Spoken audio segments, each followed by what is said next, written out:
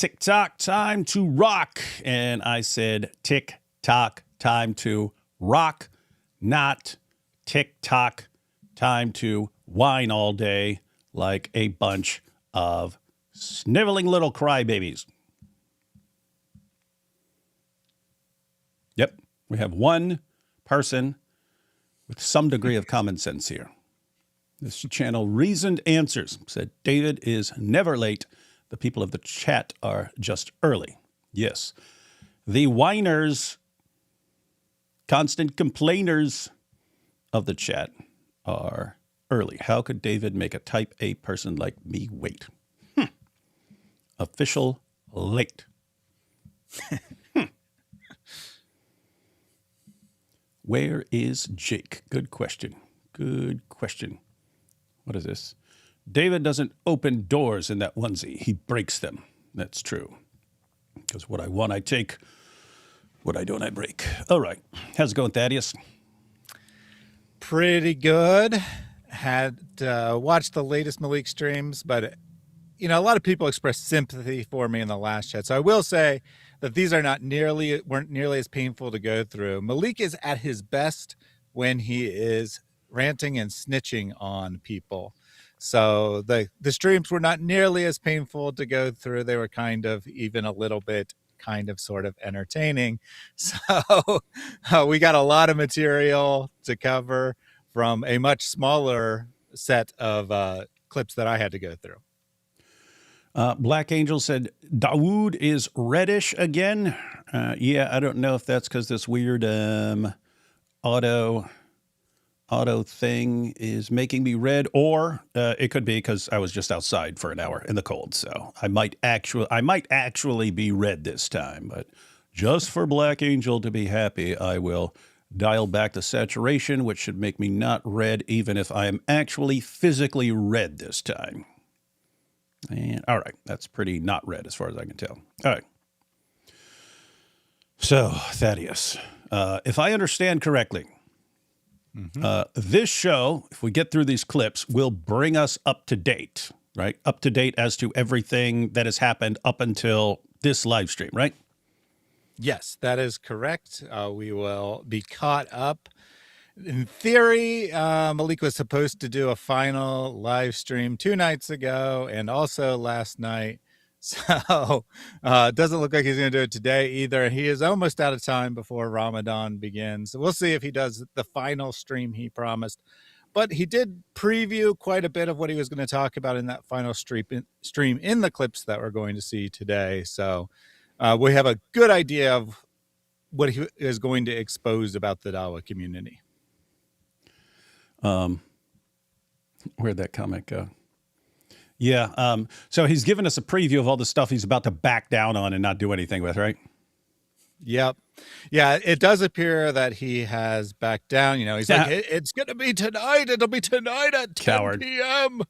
And then did it. And then he's like, I didn't have time to get everything ready. It'll be tomorrow, which I think at that time might have still been true. He might have still been planning to do it the next day. But then suddenly his TikTok story, which is, normally saying what's coming up on his next live, there's nothing there. He's deleted everything from it.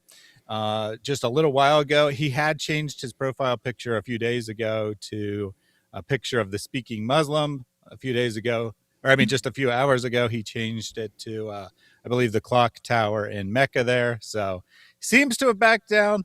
Speaking Muslim deleted his account, deleted his personal Facebook page. He does seem to have completely left the scene, at least for now.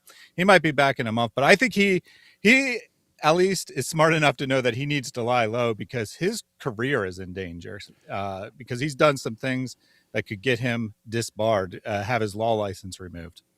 Yeah, so everyone, Speaking Muslim, he was one of the guys, one of the Muslims hanging out with us at DebateCon and so on.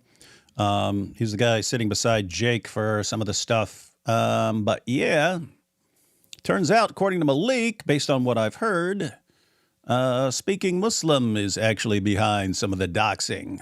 And apparently Speaking Muslim is the one telling Malik what he can get away with, right? So yeah, you can say pop, pop and all this stuff. Just, when people ask what you mean, say it's not a threat. And that seems really stupid because the way I've always heard it is, how would a reasonable person interpret your words? Not, can you say, oh, when I said I'll kill you, I meant kill you with kindness. Like, you can't just say, I'm going to kill you. And then someone says, oh, he said he's going to kill me. You go, oh, yeah, I meant with love, right? You can't just say that you meant something completely different from what you said. So if you're saying, you know, this is going to happen to me, you're going to make me disappear, all this stuff. Pop, it's going to happen in Houston and all this stuff. It's how would a reasonable person interpret those words? So if but if the speaking Muslim is not just providing this sort of advice towards Malik, but if he's also providing the material to dox us with, that is very, very interesting stuff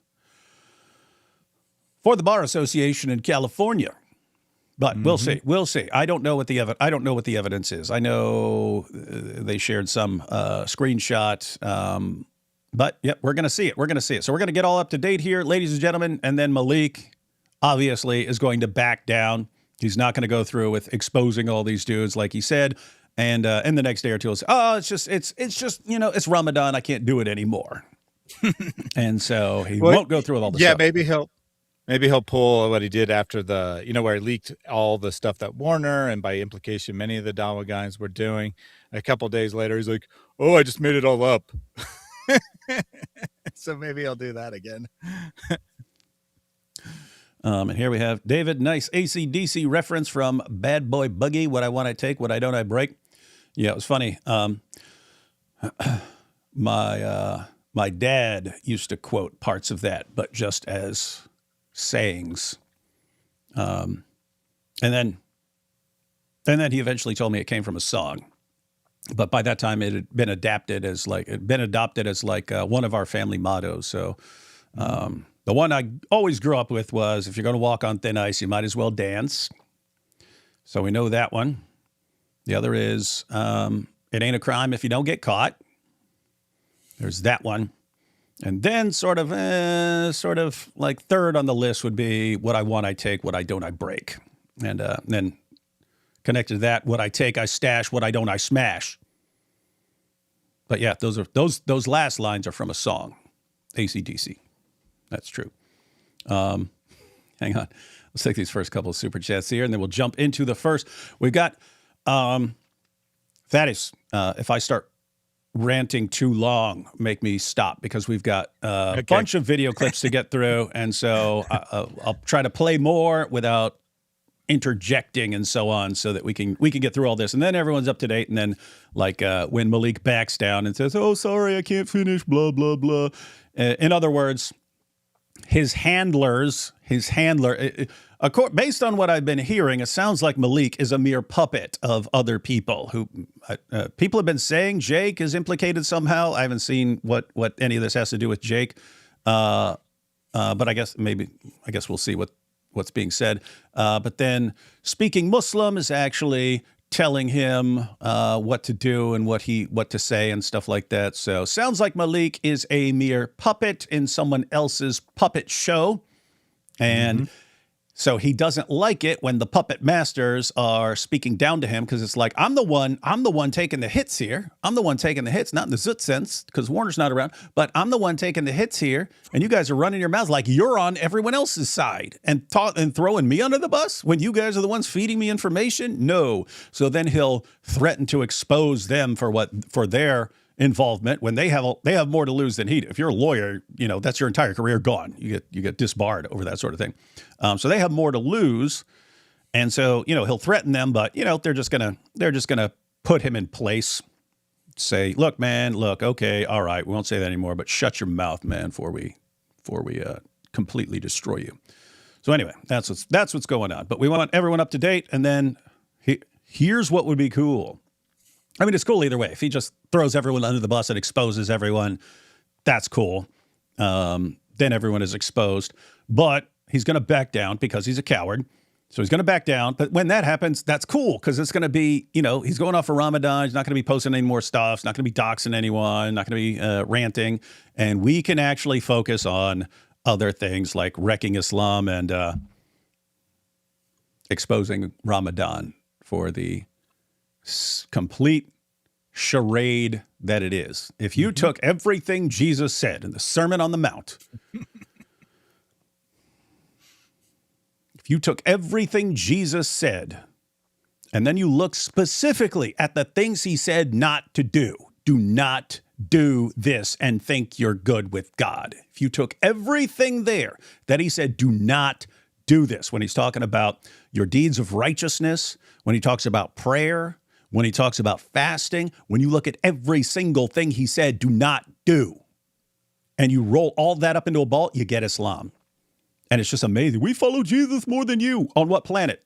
No, you've been told that you follow Jesus. You have no concept of what he actually taught. If you did, you'd either have to reject your own religion, Islam, or you'd have to say, nope, Jesus is a horrible, evil person because he said the opposite of what Islam teaches. Yeah, guys, for everyone who's watching, in case you don't know, Jesus said, do not do your deeds of righteousness to be seen by others. And if that's your, if you are inclined to, hey, look at me, I'm praying. Hey, look at me, I'm fasting, and so on. Hey, that you need to go in your room and pray and not tell anyone. You need to conceal the fact that you're fasting so no one knows you're fasting. Islam, everything they do, look at me, everyone, look at me, I'm praying. I want to go out here in the middle of the street and pray so that you know I'm praying. I want to pull my car over and go sit in the middle of the street and block traffic while I pray so that you all know I'm praying. Hey, everyone, look, I'm fasting. We're all fasting. Look at us, we're fasting. Even though we're gorging ourselves with food, gorging ourselves. And we're gaining 20 pounds during Ramadan, but we're fasting. Look at us, praise us because we're fasting. It's like, my goodness, what a joke of a religion. And then it'd be one thing if you said, we're the religion that's the opposite of everything Jesus taught. But you'll say, yep, we're doing the exact opposite of everything Jesus taught, and we're the religion that's actually following him. So it's just completely insane. Anyway, so point is, that's going to be a fun month. Ramadan is now my favorite month of the year because it's just the best opportunity to expose the complete hypocrisy of Islam, and we're going to be doing that all month long. You thought Muhammad and the Al-Zut lasted all night long. We're lasting all month long. We're gonna fast during Ramadan. We're gonna fast from not exposing the hypocrisy in Islam. Double negative. We're going to be exposing the hypocrisy in Islam. TikTok, time to winger it. I'd rather be a whiner than part of the watcher. Yeah, that's a good point. You always say something like, good evening, good morning, and good afternoon. Is that a reference to The Truman Show? No. I've never seen The Truman Show. I've seen some clips. People pointed out to me years ago that there are things in The Truman Show that were like, when I describe my delusional thinking, like I'm part of an experiment, they say it's kind of similar. I've seen multiple people said that's similar to The Truman Show because I guess he's in a show and he doesn't know it or something like that, but everyone's in on it except him, something like that. Yeah. And so there's that parallel, except I thought it was like part of an experiment at times. Yeah, no, I just said, good evening, good morning, good afternoon. Is that actually on The Truman Show? Because if so, then that's interesting. No, I said it because I just realized I can't say good evening. I can't say good evening because some people are watching on the other side of the world. So I just switched it to, okay, whatever area of the world you're in, I'll greet you there. And then, you know who ripped Momo apart? A lot of dudes. I know Ramadan is not Lent, but if you don't want to do something during it, maybe you shouldn't be doing it at all. Let's see. I know Ramadan is not Lent, but if you don't want to do something during it, maybe you shouldn't be doing it at all. Oh, I guess if Malik doesn't want to be exposing people during Ramadan, maybe he shouldn't be exposing people at all. If he doesn't want to be doxing people during Ramadan, maybe you shouldn't be doxing people at all. Yeah, that's good. Muhammad's motto was 2 company, 30 not enough. Why is Thad mogging? I might be able to answer if I knew what mogging is. I can't keep up with the new terms, everyone. They're saying I'm much prettier than you. Oh. Weird how Thaddeus knew that. The real Islamic dilemma. Do you eat the goat now or do you have to wait for its iddah? Very rude, very rude. All right, guys, ready to jump into this? Got a lot of ground to cover to bring everyone up to date. So this first set of clips are from a program on a channel that we haven't heard before here. The guy's name is Fuad. Malik is going to later refer to them as the Super Salafis. Nice. They start a program to condemn Jake for his recent activity. First his discussion with his tier stuff. What? So his discussion with Daniel, where he was apparently too friendly with Daniel, then debating you, or I don't remember. No, I think they said the debate itself was fine. Not reacting strongly enough to the onesie, and then especially coming on your program a few days ago, and they call up Speaking Muslim because they view him as a spokesperson for Jake. I don't know if they actually have some affiliation or not. It seems like they probably do, that Speaking was doing work for Jake behind the scenes.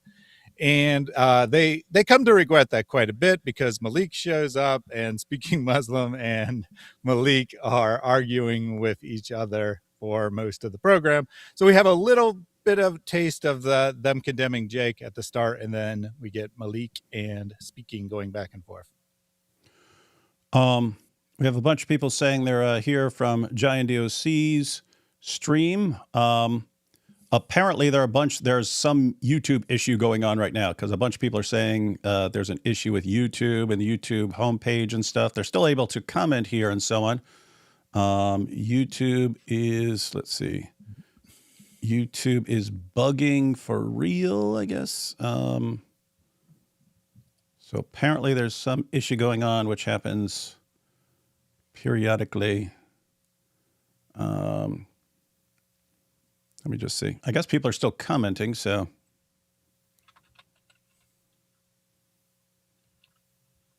Okay, there's more people, way more people saying they're here from Giant DOC than are saying there's a YouTube problem. Yeah, oh yeah, people are saying YouTube is screwy right now. So apparently there's some YouTube issue. We'll just continue and hope that issue resolves. But I'm also wondering if it's, if sometimes it's a regional issue, like a certain area YouTube isn't working, in other areas everything's working fine and so on. So anyway, we'll see. Yeah, YouTube was down. How are people commenting if YouTube is down? Mine too. I'm in the UK. They're saying it's just the homepage. So if you're doing it on a homepage, okay. YouTube is bugging. Yeah, no homepage. Everyone's saying there's a problem with YouTube homepage. YouTube homepage not loading. Okay. All right. We're just gonna. That's something we definitely don't have control over. So we're just gonna go ahead with the stream, and hopefully that's just a quick temporary issue. It would suck if we go through all this and then YouTube just can't even save this or anything, because it's a sucky garbage system. I guess they don't make enough money to make their system work. All right. Ready to go, Thaddeus? Yep. Here we go, guys. I'm going to try to stop it less. The problem is people just keep saying stuff, and I reserve the right to stop anytime someone sets me up for a zoot joke. But let's see. Here we go.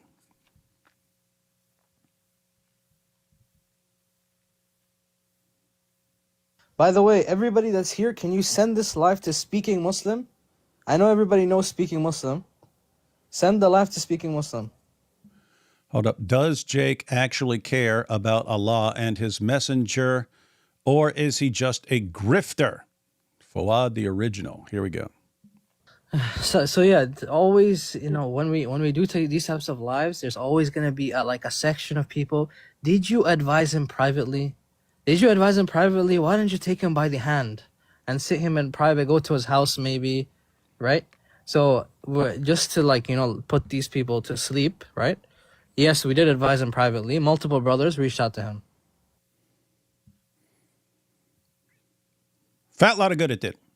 The topic is what? You guys don't own Jake, and you can't control him. And given his tier activity, you always have to wonder at this point, are you just a fan of someone he gave an F to, and so you're trying to avenge them or something like that? Or should we take you more seriously? You got to let us know, man, because it's hard to tell. It's hard to tell.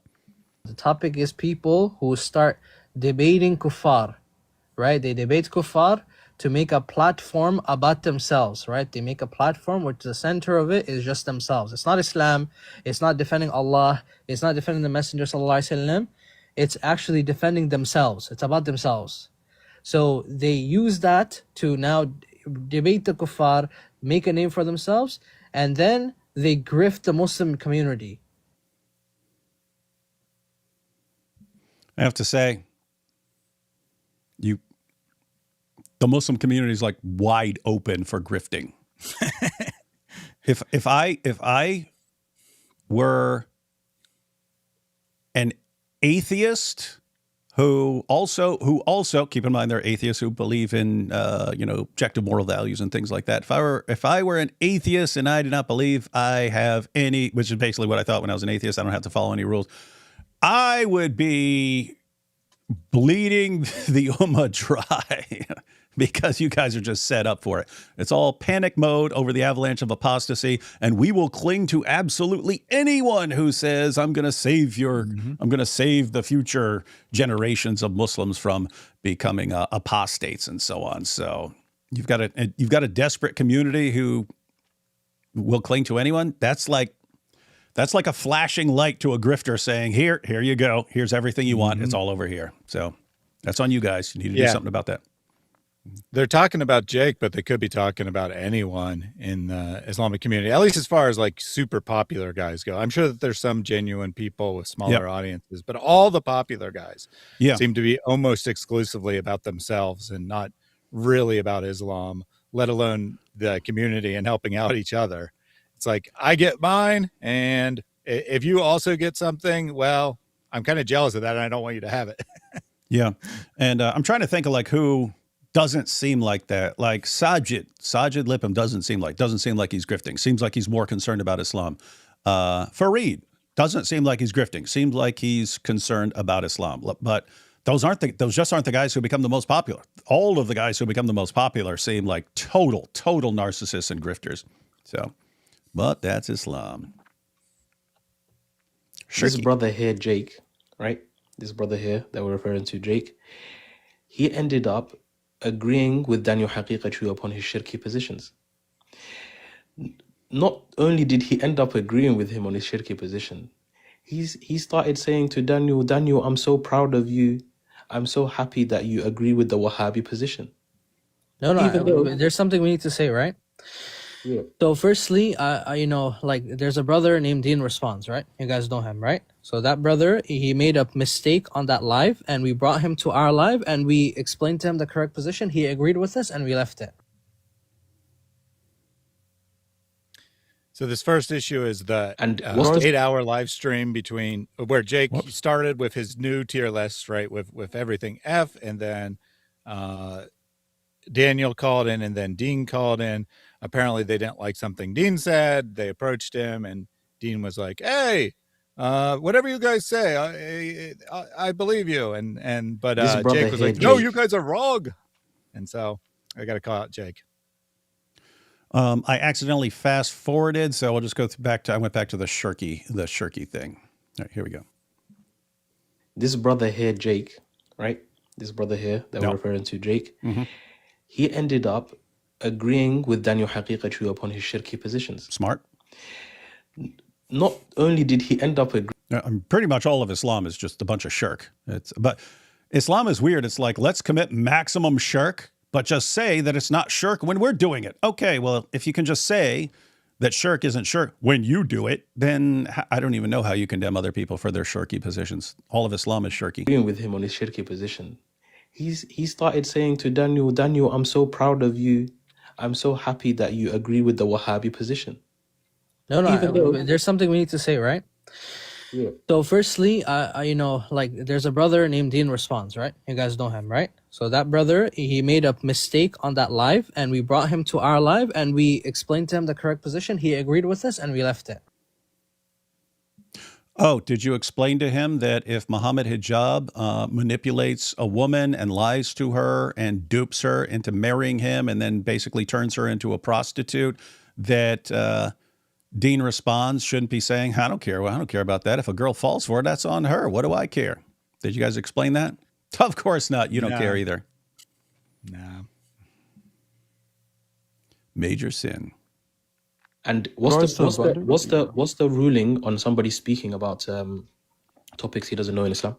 It's a major sin, of course. even if he gets it right. Exactly. Yes. The ulama said, even if you end up at a right conclusion, the fact that you spoke about it without actually having knowledge is a major sin itself. What a religion. Hey, I have to say, if speaking without really having any clue what you're talking about is a major sin, Muhammad was the biggest sinner ever, guys, because that dude had no clue what he was talking about. What do you think about David Wood? That's a good question. Yeah, so they bring you up. So they have not As yet they started talking about should. speaking. Okay. It's going to be a common theme throughout this. People are just constantly bringing you up, and you're, as the title of the stream is, you're dividing the Ummah because they all don't know what to do with you. Now, come on. They say that somehow? Do they say that at some point? Because you messaged me and I said, "Hey, what should I do with like the title?" Because I haven't seen the content. Thaddeus watch all the content. He prepares the clips, cuts out all the dumb pointless stuff, gets to the real points, sends it to me. I watch it and react to it live. So are they saying something about me? So he said something about they said something about you ripping the Ummah apart or something. Not directly. There's more implying it or something? Yeah, the theme comes up over and over again, right? Some people think we should deal with David this way. Other people are doing this. And they're just fighting over how to deal with him. Guys. And then Malik, later in his the last set of clips we go through, Malik is going to basically imply that the whole Dawa community has no idea what to do with you. That's true. Except him, of course. Except him. Yeah. Well, he's wrong about that. If he just gets rid of that last part, he's right on the money. Guys, you'll never be able to deal with me. That's just that simple. And as soon as you learn that, you can move forward in helping me destroy Islam. So before we go on, right, I want to ask everybody, there's 350 people here, right? What do you guys think of David Wood? Does everybody here know David Wood? Of course they know David Wood. Come on. He's a kalb, right? He's a disgusting kafir. Whoa, he just called me a dog. Khabith. Okay, so what would you say about a person who debates him, right, on a neutral platform, but debates him, whatever, right? He refutes his aqwal, sure, no problem. Then after he debates him, he goes on live and he speaks to him normally as a human being, like a normal human being. What would you say about that person? Say, hey, he's smarter than all the idiots who would have insulted me and then caused me to rip up a Quran right in their faces on live. Right? Are you allowed to be, buddy with blasphemers? Of course. La, this is lack of ghaira. You guys will never end my friendships with all the Dawa guys. These guys love me. They can't help it. For Allah and His Messenger. That's hypocrisy. That's hypocrisy. Exactly, that's hypocrisy. So then afterwards, guess what happens? You have David Wood, he wore a onesie with the Quran on it. That's true. I did The that. Quran was written. He already had it pre-made. Fair point. He went to that debate. David Wood, the mushrik, went to that debate with a onesie already pre-made with the Quran on it. Yeah. And why did that happen, guys? I don't know. Because they almost always leave out what leads to something, and then they just act like I just do stuff, which sometimes I do, just do stuff. But that was, if you show up here, we're going to kill you. That's what was told to me for an entire month. If you show up here, you're dead. So I show up in an Islamic dilemma onesie. Better be careful. Better be a good shot, because you're either going to shoot the Quran or you're going to get blood all over it. So which do you want to do? Body armor. Don't leave that out. Don't just say he wore a Quran onesie. Oh my goodness! I'm not saying a lot. I'm just saying, say the reason. If people don't agree with the reason, then okay. But at least they would understand there's a reason. There's a reason, right?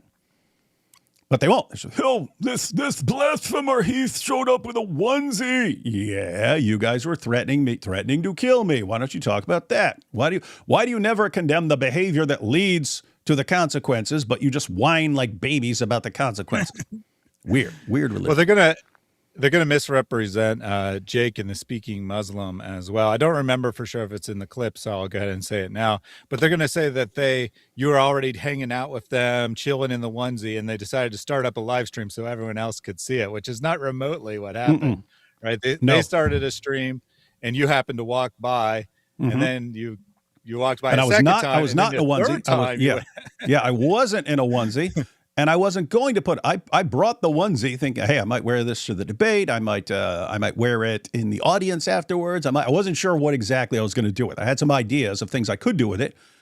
But ended up getting there, and it just like, checking the time and stuff, and it's, I'm debating in 4 or 5 minutes. I do not have time to do any onesie stuff. So that just made it not an option there, because I was still trying to figure out whether to wear it to my debate. And if I'd gone down there for that debate and, James or someone had said, okay, this is going to cause a problem or something like that, I would have changed real quick. So, but I wasn't sure what I was going to do there. And then I was like, should I put it on afterwards and stuff? But anyway, I ended up hanging out with Muslims and having discussions with them. So I'm like, okay, I'm not going to do this.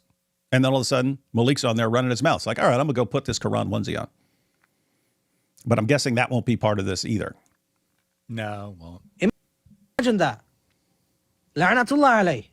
Then he brought that onesie out. He wore it in front of Jake. Mm-hmm. And Jake said absolutely nothing. So here's what they should have Did done. that remind? Here's what Jake and Speaking Muslim should have said to me, should have done. Mm-hmm. Okay. Should have done. Me. So somebody in the comments said, what's the correct response?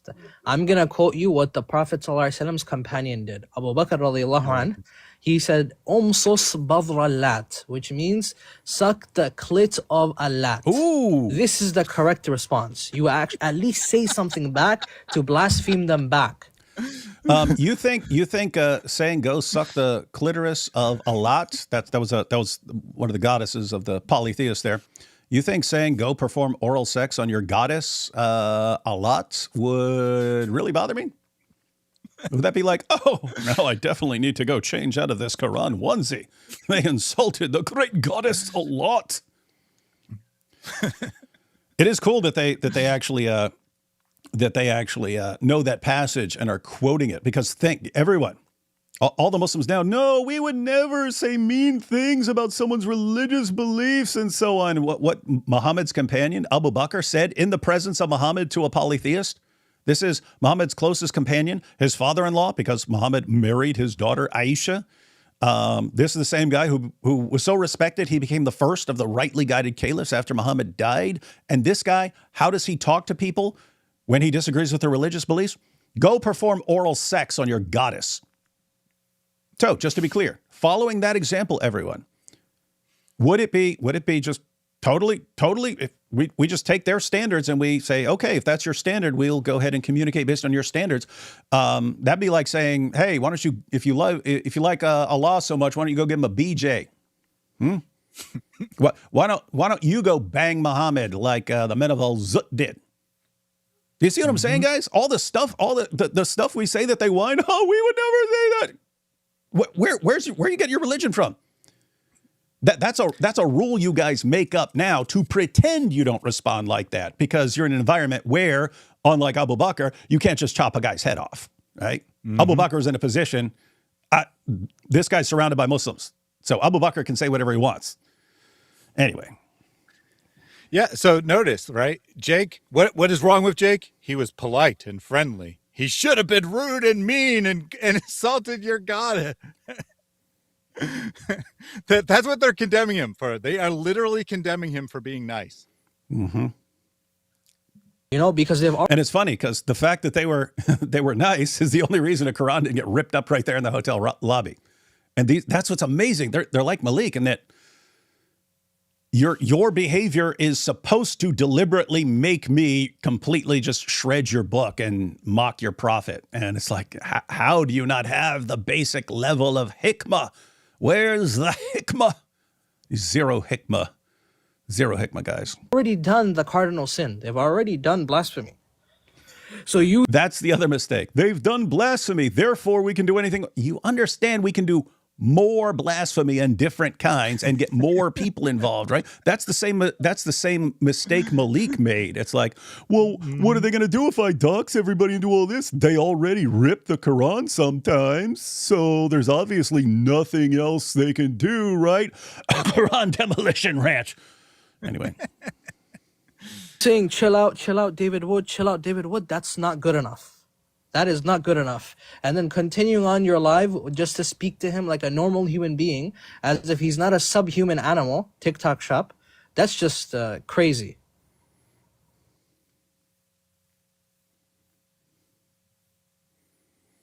So then the last straw. What was the last straw?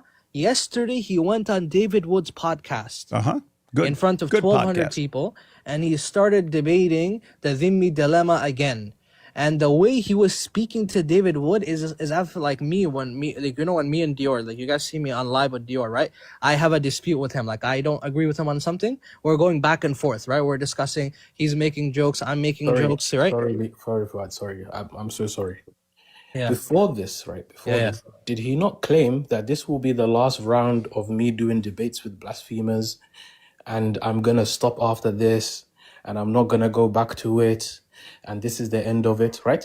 Yeah, He's exactly. a kadab. He's a liar. Yeah, exactly. He's a kadab. Okay, And he's okay. a How long? man. How long did it take him to go back on his word? Was it like a week? Not even a week, bro. 10 days maybe. Actually, yeah, more than a week. About 10 days. Yeah. Yeah. So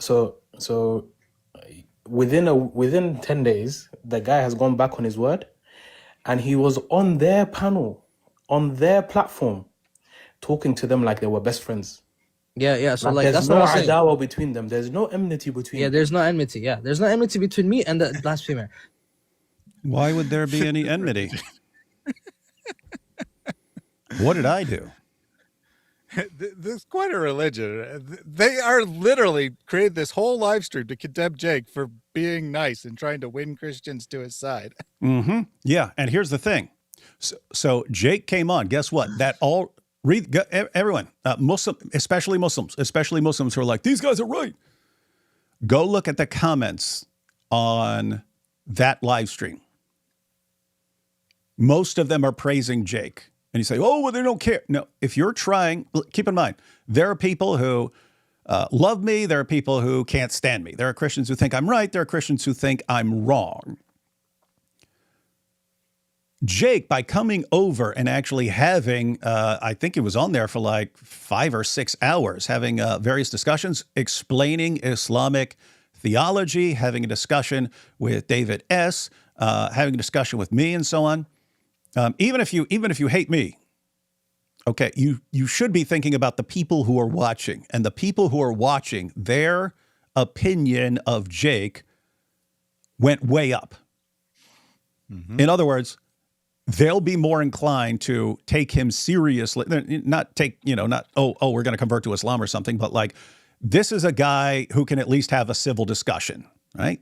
They'll be more inclined to listen to him in the future. Now, why would you guys have such a big problem with that? It's just weird to me. Low hikmah Dawa clowns. The Christians agree. And if you read the comments, you have Christians saying, I got a feeling Jake is going to become Christian soon. One guy yeah, you had that stuff. Oh, yeah, that's funny. So they're complaining about the comment. That's funny. I brought up the comments. They're bringing up the comments here. Mm-hmm. Like, oh my God, this is so refreshing to see Muslims being so nice and friendly. Yeah. Even the Christians agree, bro. That's crazy. Oh man. my God. Oh my. The first guy says, all things considered over the last few months, Jake deserves a lot of respect for being willing to come up for a casual and friendly conversation for an extended period of time. Let's all remember that this is what religious disagreements are supposed to look like. Who liked this comment? David Wood. David Wood. Much respect to Jake for having this chat and for calling out Malik's blackmail attempt live. I'll be praying for you to come to the truth. Wait. Hold on a second. Wait a minute. So Malik was blackmailing who? David Wood? It's Is actually, that what happened? Okay. Yeah. Wait, what? What's he They're talking too about? Blackmailing? That was actually my comment that they read there, but they read a couple more as well, and they're using all this as evidence against Jake. Like, the Christians are saying he did a good job. He must have done terrible. Okay. Anyway, so I was referring to when Jake is like, sorry if I seem distracted. Malik is trying to get me off here, saying he's going to reveal all my information if I don't get off the stream right now. Oh, blackmailing Jake. Okay. Mm-hmm. Yeah. But they interpret it as Malik blackmailing you, which No, that wouldn't go well. Malik can do that. That wouldn't go well. No, yeah, Malik tried to blackmail Jake into instantly backing out, and guess what? Hats off to Jake. all the Christians were watching that too. Watching, hey, this guy's threatening to expose and destroy him and stuff, and this guy just keeps going. Guess what? People respect that. People respect that. Weird. Low hikmah, man. Low hikmah. Dawa clowns. Speaking Muslim arise. Beast. Wait, you mean arrives in this conversation or arrives at the hotel? In this conversation. In this conversation. All right. Look, Akhi, I have a specific issue, right? So you know the David Wood debate, right? When you guys flew out to Houston and you had a debate with him, you guys went live afterwards, yes? You went live with David Wood, yes? So I'll explain that if that's okay. Yeah, Just go kind ahead. of give it context from my view. Yeah. So we were there in the lobby, right? And David popped up, and originally you can even actually look at the live. I covered my camera. I said you can't be on my live, and Jake goes, "No, let him on," or whatever. Yeah, I agree. So I moved my hand. And I didn't know what was coming. Wait, before that, Akhi, before that. I shouldn't have moved my hand. I should have ended my life. life. Yeah, Akhi, before that. So when Jake said, no, let him on, do you think that's okay to say? No, I didn't, to be honest with you. But at the time, like, to be fair with you, I was kind of like in a predicament. Yeah, no, in the instant, I'm going to be honest, I was kind of in a predicament, and I didn't really know how to deal with it in the instant, because I could have either opposed him like in real time, right? Or I could have just went with the flow and kind of went to see what happens. And yeah, frankly, it was just bad judgment on my part. I have to say, though, and this is what I'm talking about with this Dawa dilemma. It's like, if you do this, it doesn't work out for you. If you do that, it doesn't work out for you. Just imagine David Wood shows up. You're like, shut this down. Is that a good look, according to you guys? You look like a bunch of cowards. You'd look like a bunch of cowards who are terrified. Oh my goodness, David is here! Shut everything down! Shut it down! That clip would have been used everywhere. Look at this. Look how they back down like cowards the moment a real man shows up. It's weird. It's like there's no way to please all these guys because there's nothing that actually works out for them. And so whatever they do, like half the Muslims condemn it because it doesn't work out. But guess what? If they'd done the exact opposite, that wouldn't have worked out either. And the other Muslims would be condemning that. So there's just no winning for you guys. He's also lying. Jake didn't say let him on or anything. Like, he may have no, he did. He said something like that. Okay. No, I mean, it wasn't actually on the audio. Yeah. So if I recall correctly, I could be wrong. Speaking Muslim was blocking the camera, and then Jake was like, no, let him on. Okay. Yeah, and you look like, you would have looked like a coward if you just shut it down or something like that. You guys, we kept talking, but like, what? I mean, until, and what was happening there? What happened as soon as I started talking? They started saying, how can we end all this Quran desecration? What can be done? And so I have no idea why you would not want to pursue that. You've got Big Bad D Wood here. You've got Big Bad D Wood right there. Like what do you guys want? Is it just like I have to die? Like if I'm doing something and you want me to not do that, like shouldn't it be like, hey, let's talk. Why don't we talk about this? So maybe we can give you a compelling reason to stop this stuff. That's what they were trying to do. Hey, what do we need to do? What needs to happen to end this stuff? And these guys are saying, shame on you guys for trying to stop all this stuff that we whine about constantly. Okay, so you don't want it to stop? Okay, I can say I have your stamp of approval for everything I do, and that there's no trying to convince me to stop. Okay, we heard it here, folks. David, the takeaway from Fawad and Speaking Muslim is, under no circumstances should you ever try to stop David Wood from eating our book. Don't do it. Let him continue. Yeah. You could have ended the live after when this guy said, I'm going to go get my onesie. Then by the way, the onesie was pre-made. He had this made. I think I said I'm going to go grab a Quran. Now, I would understand. You didn't say anything about a onesie, nor would they have known what that meant, even if you did. Yeah. I said I'm going to get a Quran. Now, if they had ended it there, that would, because for all they knew, I was going to come back down and just start ripping up a Quran. So maybe, but they were trying to talk to Malik there. And with him, it was in his intention to wear at some point of the trip. He already had that in his mind. Guess what? If Malik hadn't jumped on, that onesie would have never appeared. Wouldn't have appeared. Because all the things I was thinking about wearing it for completely changed. And then And then I was talking to a couple Muslims who were actually super cool. I'm not talking about Jake and Speaking Muslim. They were, by the way, they were behaving totally fine. But there were other Muslims there who were actually like really cool. We were having cool discussions and so on. Guess what? If I'm having a perfectly nice discussion with a Muslim, I'm not trying to like desecrate your book or anything else like that. It's like that's what's I still can't get my mind around it. It's like, here are all the things we do to cause this behavior. We really hate that behavior. Therefore, we will only do the things that cause this behavior. Are you insane? Mm-hmm. Are you stupid? Mm-hmm. This weird stuff, man. David Wood brought it with him. I did. So this happened, right? You could have ended the live then, but you didn't, right? No problem. Shame on Then you. afterwards, Malik says to him, I dare you to do something to the Quran, right? Yeah, I This don't guy know said, why I'm he gonna do said something to that, the bro. Quran. I don't know why he would say that. No, Like, listen. The thing is, look, Malik no, right now, right? I'm asking Wait, you, hold like, on. realistically. Just wait till I get the Oop, big screen. Malik, Speaking, there. you're done. Hold on. Speaking one, hey, Someone talking about Malik. Malik's all of a sudden, hey, yo. I'm here, right, chat? Hey, chat, guess where I am? Yeah, I'm here. once these guys see what you did speaking, you're done. Trust me. That was a threat to speaking. Speaking Muslim preemption. So this is So him he's going to preempting preempt that little threat from Malik's threat. Yeah. Yeah, so Malik was like, "Hey, I'll snitch on you right now. Once I snitch on you right now, people are going to be mad." And so, in order to preempt that, he's like, "Well, I'll snitch on you can't snitch on me. I'll snitch on myself." Kind of, yeah. Hey, Fawad, can I get 30 seconds without him? Yeah, okay, so Malik, I'll give him 30 seconds now, and then you can show all your evidence. Go ahead. Yeah, cool, no problem. So he's had these text messages for over a month.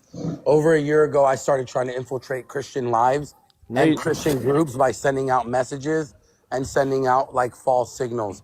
I actually confirmed with Sheikh Dr. Shakir regarding my behavior yesterday, and B-Buddies actually even asked him the question. And yeah, so we tried to infiltrate Christian groups in order to find out who Destroyer of Sunni is, to find out about their arguments, and I told tall tale lies to them in order to try to infiltrate their group. No, you didn't. No, you didn't. No, and you Malik didn't. has Stop had lying. these messages. Stop and lying. Guess what? Hey, I'm going to show Wallahi, you he's something. lying. Watch this. Awesome. Stop lying. Stop lying. I can't So stop. they fight for a But I little bit. can't stop lying. I'm a Dawa guy. You're asking me Yeah, not so to be a they- Dawa guy. They argue over each other for a little bit, and then the panel. Remember, the panel actually wants to discuss Jake, right? But they're like, fine, since you both came up, Speaking can present his evidence, then Malik can present his evidence, and then when we're done, we're moving on because we want to talk about Jake. Well, they end up talking about those two for like over an hour instead. But first, Speaking Muslim gets to present his evidence. Beast. Here we go. Click it and then unclick it when you're doing the green screen. It happens sometimes. Okay, there we go. All right, so All you can read it. Go boom, ahead. right there from Chicken Nugget herself.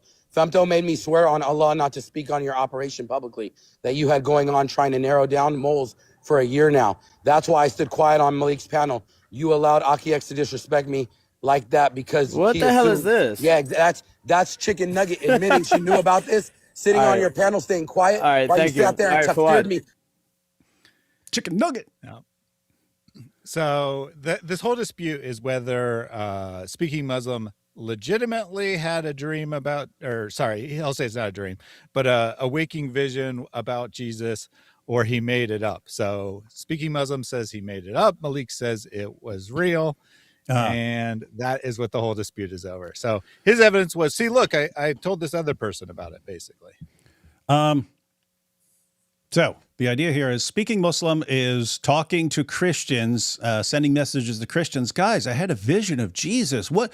And he said, "I'm God. What should I do with all this? I'm scared. I'm scared of what might happen to me in the Muslim community." And sort of trying to get Christians on his side so that he can dig for information and so on, to gain their trust and so on, and gain their support. And so Malik is aware of these messages, and he's saying, "Hey, look at you. You're saying you had a vision of Jesus and stuff like that." He's saying, no, I was just trying to infiltrate and scam them and so on. I have to say, just based on what I know about these guys, my first encounter that I ever recall with Speaking Muslim was him trying to fish for information to help Jake in the debate, right? He's acting like, hey, I'm really wondering about this Islamic dilemma. How could you answer this? And it turns out he was trying to gather intel for Jake on how I would respond to things, which, as I said in a live stream, Jake, if you want to know what I'm going to say, just ask me. Just say, hey, what do you think about this? And I would tell you. You don't. They think we're like them, that we're always like lying and stuff like that, and therefore you have to, anyway. So here we go. This is Speaking Muslim talking to Chris Claus, right? Now this is what happened. Long story short, this is Speaking Muslim messaging me, and he called me. I said, give me 20 minutes. He said, you're good. I need to tell you something, but it's going to make me look stupid, so I need to tell you first. I'm going to send you all the screenshots. So he sent me all of these screenshots of him and Chris Claus, okay? I didn't know what he was talking about, okay? This is K, the Egyptian, the Coptic guy, if you guys know who he is. He told K, if I ever became Christian, I will get DOX'd, and my family would be in grave and imminent danger because there are so many extreme on the app.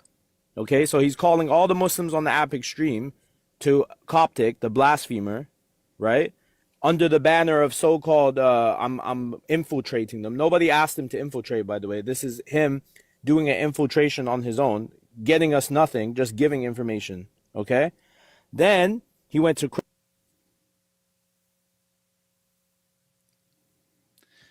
Yeah, so he kept cutting out. I didn't cut it there. His camera cut out. He kept cutting in and out. So I would just put up that little message there.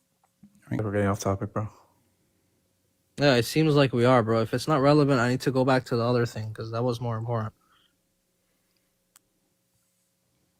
Okay, bro. I think we might need to put the pin in the Speaking Muslim stuff. Wait, bro. How is this not important when you have Speaking Muslim up on your panel and you claim to want to have certain people up on your panel, right?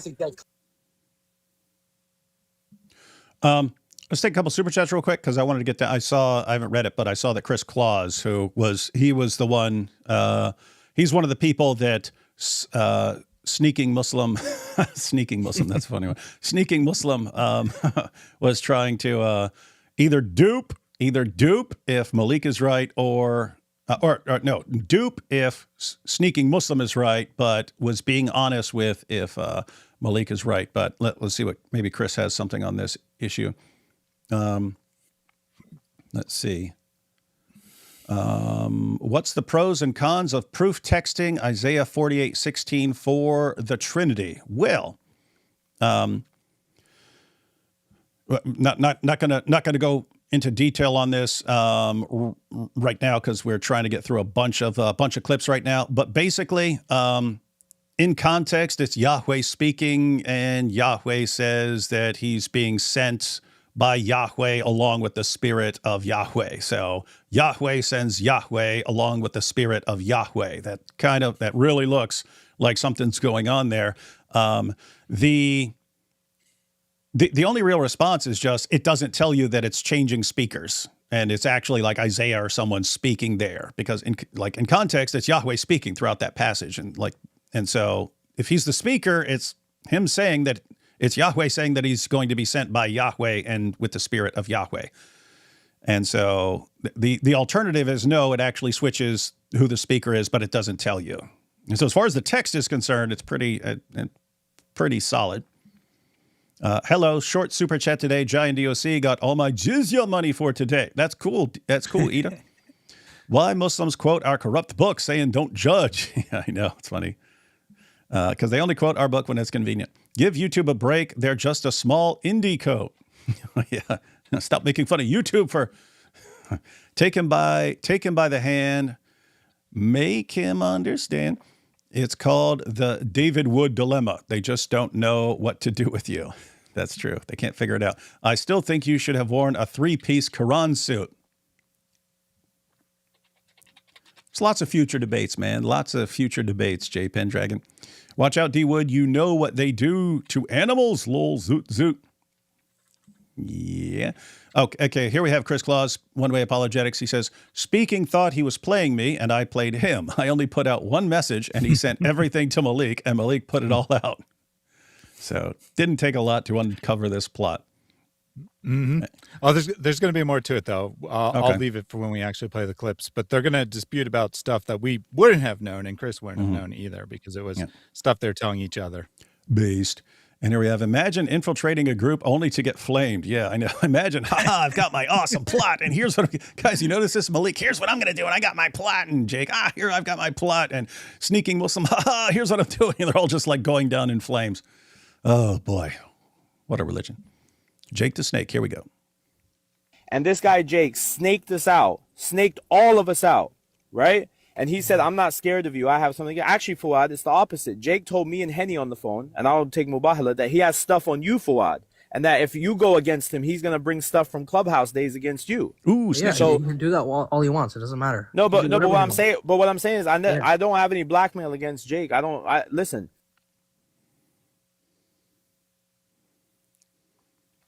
First off, this is a message I received from Malik where he's telling me to get on Henny and for messing with Aki X, telling me to press Henny. I never pressed Henny, by the way. He said for effing with your op who doxed me, apparently. That's what he says. So I don't know about all that. But let's just say this. This guy, Malik, can't really be trusted. He actually attacks everybody in his circle. True. He asked me to help him multiple times, which I have helped him multiple times. Mm-hmm. He's had these messages for well over a month. He got me and Jake on a call together. I can actually bring Jake on where they questioned me about these messages. I told them my intention. My cousin Femto Mechanic can come and tell you about it. Chicken Nugget can tell you about it. I actually leaked these same messages to several other people in order to have insurance, so that way I knew this would come up. I just never assumed that Malik was going to leak it, because Chris Claus actually himself said, I'm going to go ahead and release these to the Ummah, right? And when he only released the one, I was actually surprised. Yeah. it's just hilarious. It never crossed my mind that Malik would leak this. What? What? Yeah, It's literally, he shows a it's message. literally in his name. Malik. Guy's leaking his name. It's like if his name was Musnitch. And you're like, oh, it never occurred to me Yeah. that Musnitch would snitch on me. Come on, dude. Yeah, so he says this unrelated message of basically Malik asking him for help attacking someone else. Aki X, right, another Muslim, asking him for help attacking him. Help me attack this guy. Will you help me attack this guy? All right, I'll help you. Now we got to help Right. attack this guy. And then we'll attack each other. Yeah, welcome to Dawa. And then he shows it. You can't trust this guy, but he trusted him, right? Because Malik sent that message to him, and then he worked with Malik. So obviously he trusted Malik despite that message. So it's just like a big backstabbing game in the Dawa community. I saw in the previous clip the accusation that Jake is threatening to blackmail them. Malik says, I'm not blackmailing Jake. Even though, well, I mean, I guess we don't technically have proof that he was, but I doubt Jake would have just made that up in the middle of your live stream for no reason about Malik sending him messages saying he was going to take him down and whatnot. So you got Malik threatening Jake, Jake threatening to expose Fuad and all of these other guys on this panel, expose Malik, whatever. And Malik exposing Aki X, and Speaking Muslim exposing Malik, and Malik exposing Speaking Muslim. I mean, what a community. Yeah, gotta love this community, man. Makes me like, oh, you know, yeah, they have the most obvious false prophet in history, but oh, gotta admire this brotherhood. Mm-hmm. It's like what? All right, let's go. Whatever I don't reason, wanna cut a you whole off. month later, after all the debates, for whatever reason, out of the blue, after Malik threatened to smash my head in over the phone, which he never showed up to SFO airport when I told him, show up, I'm at the airport. I just got here. Hold on. Let me land. He literally that same day decided to drop these messages because he's too much of a punk to come up and fight me like a man. No, That's- Sneaking Muslim is completely correct on that. Malik is a whiny little pathetic coward who would never show up to do anything. He kept saying he was going to show up to Houston to pop me and never did. Total coward. Mm-hmm. Total coward. We have a comment here. YouTube has the power of 30 minutes. Just came back on. I certainly hope it came back on for everyone. Apparently people in certain areas were it was down. It was down. All right.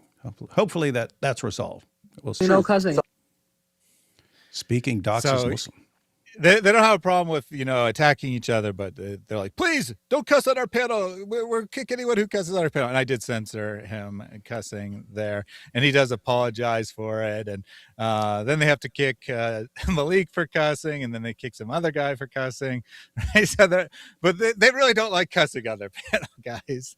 They don't like being nice, and they also don't like cussing. Those are the two things that they don't like on the Super Salafi panel. Yeah. So they're perfectly functioning moral compasses. Banging, little girls, halal. Cursing, no.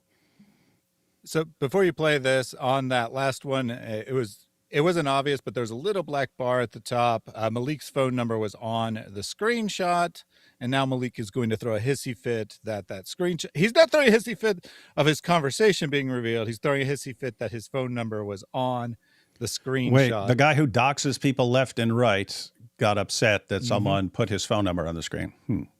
Yep. Weird. That's called a hypocrite. Speaking Muslim doxed Achiex's whole profile. You see that, 2 pages. His social security, everything of Achiex on there. And he did it to every Muslim on this app. He has the file of every Muslim on this app, and this is him sending it to my WhatsApp. This guy speaking, not only he doxes all the Christians, he doxes all the Muslims, okay? This guy's a lawyer? Sneaking Muslim is a lawyer, and he's doxing everybody? Yeah, well, technically, I don't know if it's considered doxing if it's not released publicly, but he's collecting all the private information of the other Muslims on the app and giving it to Malik. Who he knows. Blackmail them, which is a more serious crime than doxing. Yeah, so blackmailing by threatening to dox. Interesting. I wonder what the Bar Association of California would think of such behavior. On top of it, he doxed all the Christians. This is 109 pages of Christians and AP.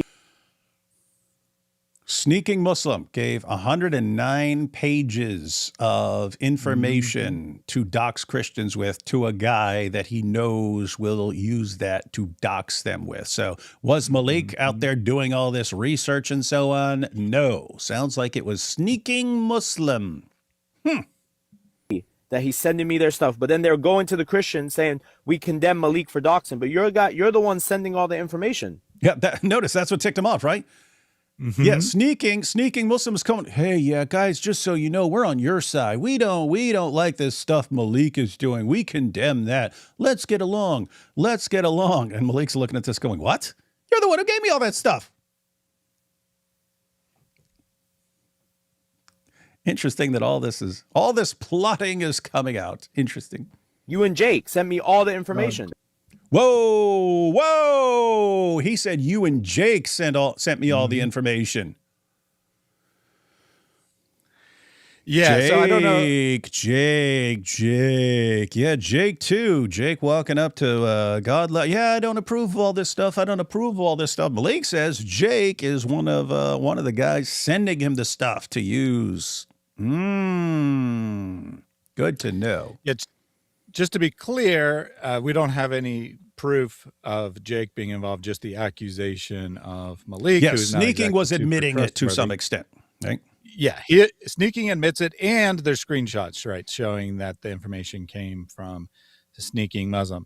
Now, Sneaking and Jake work together closely, so he might just mean, that Jake was aware and approved of it. He might not have actually gathered any of the information.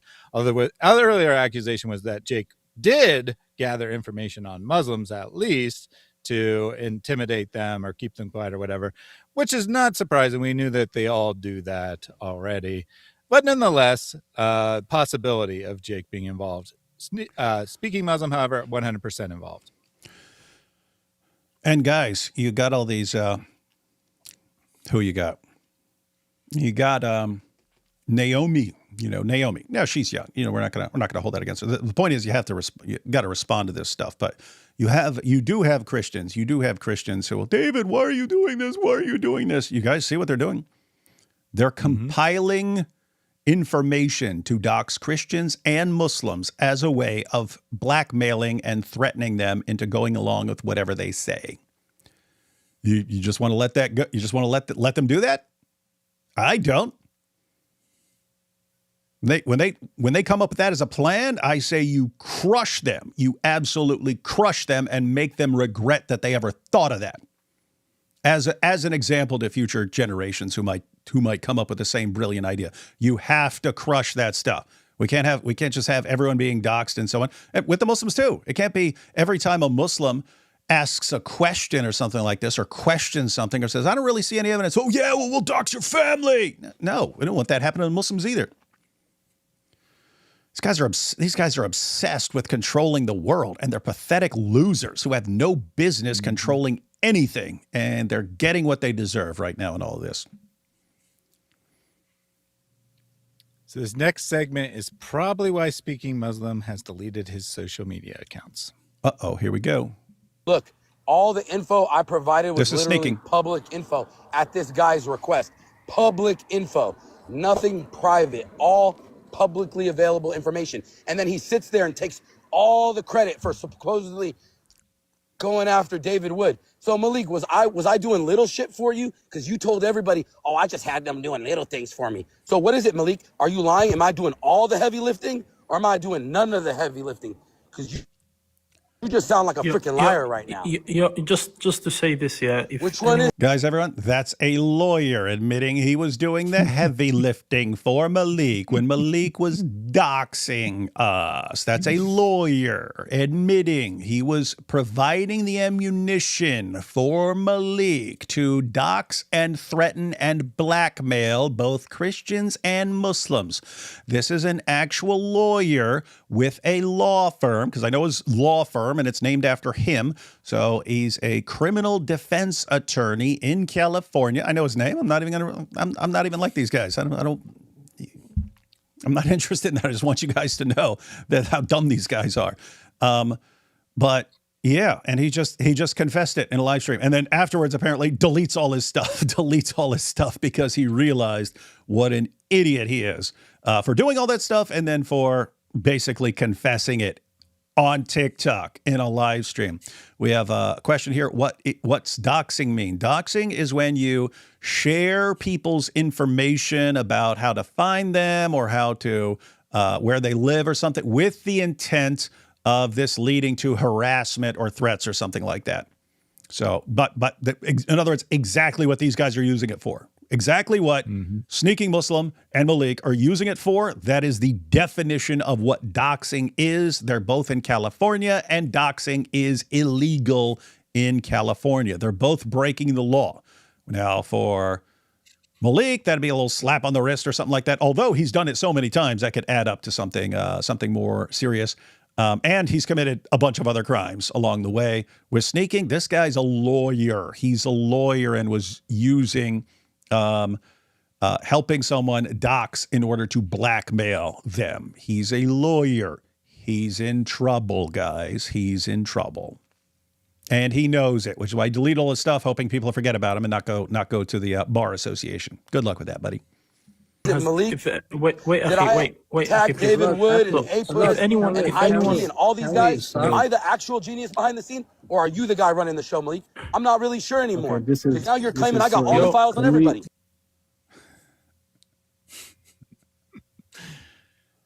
So basically, if anyone took video things back. What's that? The panel kicked both of them, tries to get things back under control, but then it's like, okay, we got to bring them up so they can say their piece. Come on, you're supposed to let them go, man. You're supposed to let them go, guys. What's wrong with you? This amateur hour?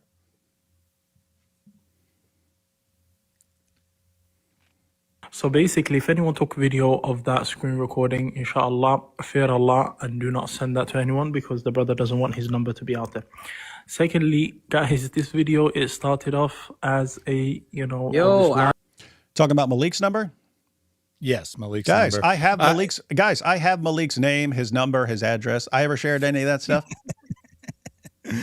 I know Sneaking Muslim's info. I know exactly who he is and so on. Could be saying, hey, I could be on here right now. Everyone contact the Bar Association right now. I don't want to. I regard it as a total punk move. You do have to, this stuff does have to be addressed, because if you're dealing with, evil people like this, then, you have to make this stuff known, because they're out there to harm people.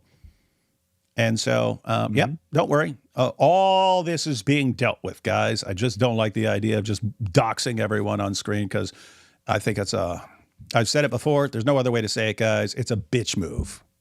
It's you are no other way to say it. You are a pathetic little bitch. That's the only word that does justice to it. If you're like, oh, you're not doing what I want, I'm gonna dox you and put here's where your family lives. Yeah. Shut up, man.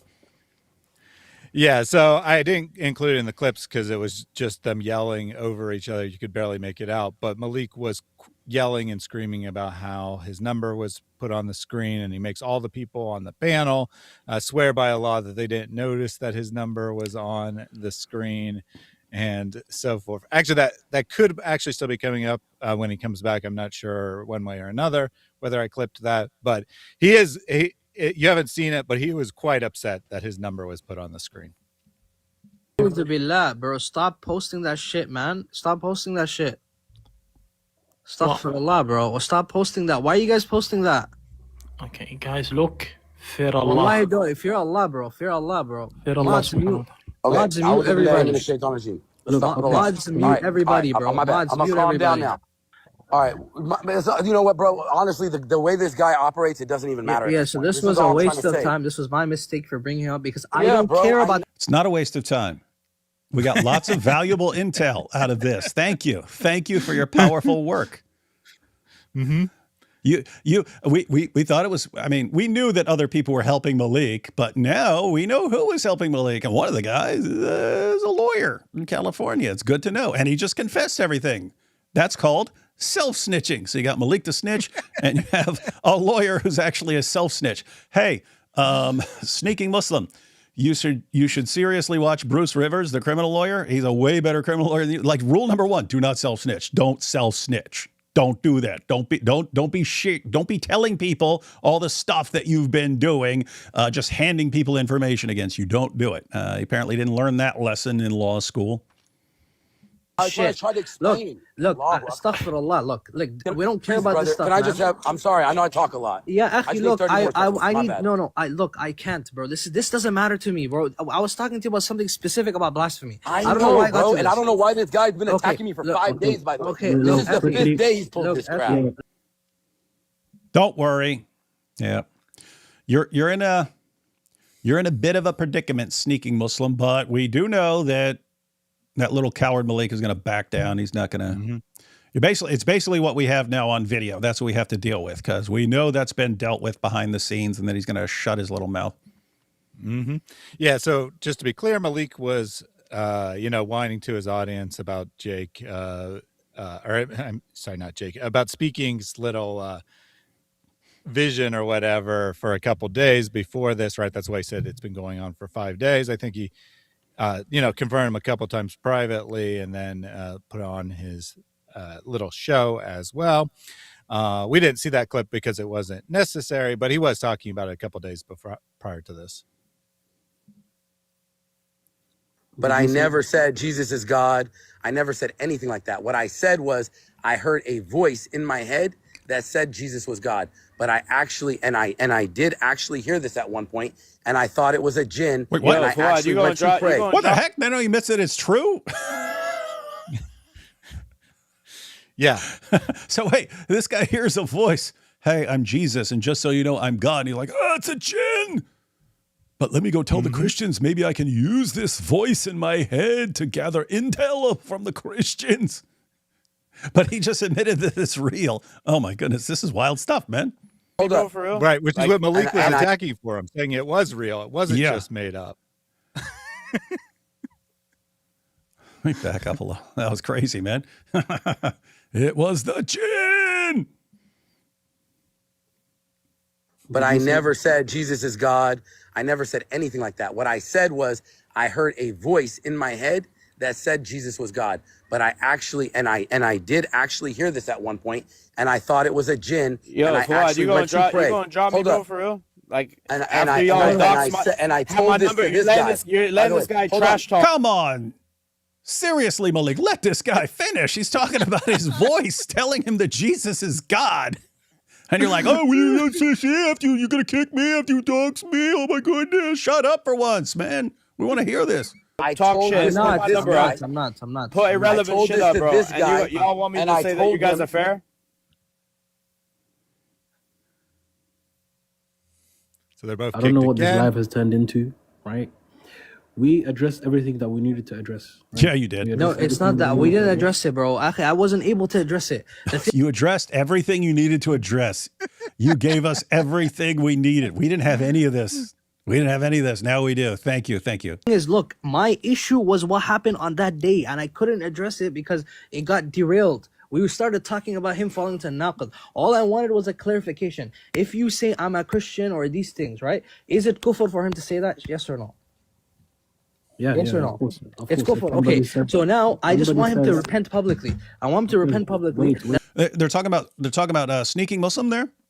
Yes. Okay, so him pretending to be a Christian. They're saying that's what, kufr or something. Yeah, it's Kufr. Okay, so but I think Sneaking Muslim said he contacted a sheikh and asked the sheikh if he could do that, right? Or was that about something else? I think He did, but it's not clear if he did that before he did this whole little thing, or he just did it in the last couple days to get confirmation that what he had done was okay. Not clear on the timeline, but he did say that a sheikh approved it. Imagine that. Sneaking Muslim hears a voice in his head. I'm Jesus and I'm God. And he says, I will use this to destroy Christianity. And now his entire career is going down in flames. Huh. I want to talk about blasphemy. Wait, he's saying he never said I'm a Christian. So what I need to clarify is when he said I saw a dream, and it said that He said that happened. said to me Jesus I mean, the is vision. God. I mean, or voice. And he said I didn't know what this means. Right? He's basically saying that he doubts whether it was true or not, right? But I didn't know if it was a jinn. He said he thought it was a jinn. No, when he said it to the Christian, he said I don't know what it means. Oh, that's what you're talking about. Yeah. Allahu Akbar. Okay, so for that he needs to repent. Yeah, so this is a naqd, right? So this right here, what Luqman is saying is Speaking Muslim committed a nullifier when he said that to a Christian. Whether you're infiltrating or not, that's a different issue. I don't give a damn, right? If you said that statement, which you did, you have to repent because this is a nullifier of Islam. So they're going to make him repent. They're going to make him do a shahada. And, Agent Malik is like, no, don't let him finish the shahada. Yeah. Malik, the ultimate shahada blocker. Malik, he's a doxer and a shahada blocker, everyone. I'm just saying I publicly repented. I took my shahada after the Dr. Shakir Live like 4 weeks ago, and I'm happy to do it again. And let's This guy's taking shahadas every week because of all the crap they do. Oh, what a religion, man. the subject.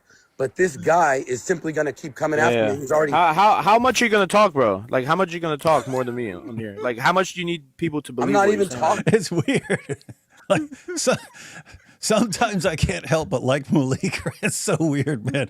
Like, completely evil scumbag and total loser who fails at everything except for exposing his fellow Dawa guys and causing massive Quran desecration. He absolutely sucks at everyone. Then he hates the fact that he can't accomplish anything, and so he just lashes out in every direction and so on. So like total pathetic loser. But sometimes you gotta like him. Like when he's wrecking Jake on the Islamic dilemma, or especially right now. It's kind of funny. Let's see.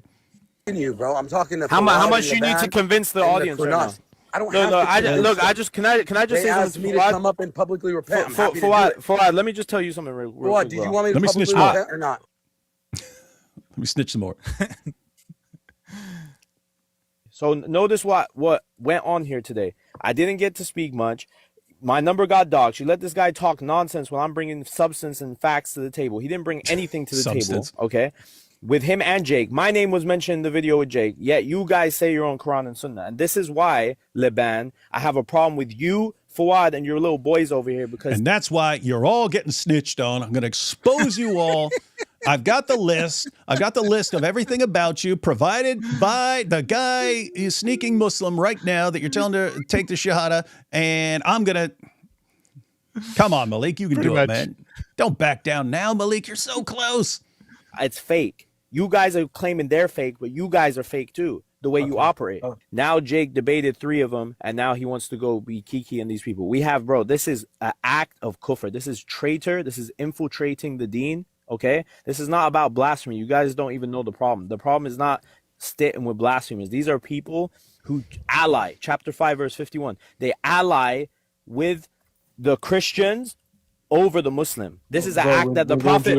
Now, I mean, just think about what he's considering allying. So, guys, you have Surah 5, verse 51, which, depending on the translation, do not take the Jews and Christians as friends, or it will be translated as allies or protectors and so on. That's because the Arabic word kind of encompasses all of these things. And so I think it's the Haleli Khan, which will give all the translations and so on.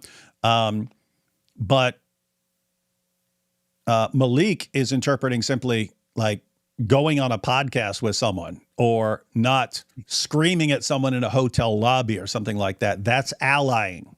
That's becoming an ally of the Christians. And I have to say, I mean, if you're applying it that broadly, what do you call trying to convince us to destroy more and more Qurans and thus being our ally in destroying your book, man? That would seem to be more serious than anything Jake's been doing. Ally with the Christians over the Muslim. This is an act that the Prophet... With respect, you never listened to anything in the live. You didn't know what we talked about. But you guys are watering it down. No, we didn't, actually. If you was here for the live, we actually mentioned that exact issue, and we mentioned everything about it.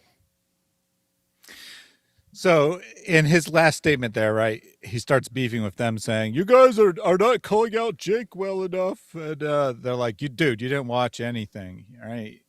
You were just told that your name was brought up and now you showed up. But they talked, I know there's only like 5 minutes of our clips, but they talked for like over an hour about Jake and how he was kufr and how he was allying with the enemies and all this stuff. And then Luke's like, you guys, you're not calling out Jake. Guys, Jake was on, we had like a 7-hour live stream. He was on for probably around 5 of those hours because we were on for like probably a little over an hour before he jumped on. And then we were probably on like an hour after he took off and so on because we went through the super chats. But I mean, he was on with us for about 5 hours. How many Qurans got ripped up? None. How many Qurans were ripped up afterwards or something like that? None. Why? Because he wasn't acting like a total evil scumbag trying to control everyone around him. Mm-hmm. And that's bad to these guys. You must be nothing but hostile to the guys who will respond to our hostility by shredding our book. What? It's like an idiot festival, man. Yep. And then Malik's like, it's all about me. You guys are hypocrites. And they're like, dude, you're telling us to do exactly what we just did. You just didn't watch the program and you're assuming. Mm-hmm. So, Akhi, this is, again, we're going to tell you the same thing. I have the Quran. I'll give it to you. Yeah, no problem. My thing is, look, you said, no, you're not, right? But when it came to Malik personally insulting you, you called him the worst names. So this is the problem. It seems like you and Jake... No, Akhi, let me just finish. It seems like you and Jake, you see yourself to be bigger than the deen. That's the problem. That's true. When it comes, that's true. No. I definitely don't feel like that. Akhi, just one second. You do. I'm seem not saying like you that, believe that. I'm saying the way you act, it seems like that. So when Jake, for example, when people personally insult him, he goes crazy. He goes on a rampage. That's 1 true. week long, he posts about them. 2 weeks long, he posts about them. Mm-hmm. When somebody blasphemes in front of him, he says, "No, it's okay. You can come on my panel. You can come on my live." Right? The same thing you did here, True. right? Whether it's inadvertent or not, that's irrelevant. You said, no, you're not. But when it came to Malik insulting you, making takfir of you, you started cussing him out like he's your worst enemy. So this is problematic. Can I tell you why I got like that? Can I tell you why I got like that? No, Akhi, I'm because, not. Bro, Habibi, you're missing the point, Akhi. You're missing the point. There's a different reason why I turn up on him more than anybody. I don't turn up on nobody else but him, and there's a reason for it. And there's a very specific reason for it. But that's beside the point. You're missing the point. I know, bro, but I'm saying it's personal with me and him. This guy, I Exactly. So literally. that's my point. So you're saying what's personal is greater than the deen. Yeah, you're saying what's personal, right? And it's exactly. So a lot of what those guys were saying earlier on was complete idiotic nonsense. These guys are extremely low hikmah, thinking that, you know, you've got a guy in a Quran onesie holding a Quran in his hand. Why don't you start blasting him with insults? Because that'll really work out well. Completely stupid and moronic for all of that stuff. But what they're saying there about for Malik, I mean, for Malik, sneaking Muslim, Jake,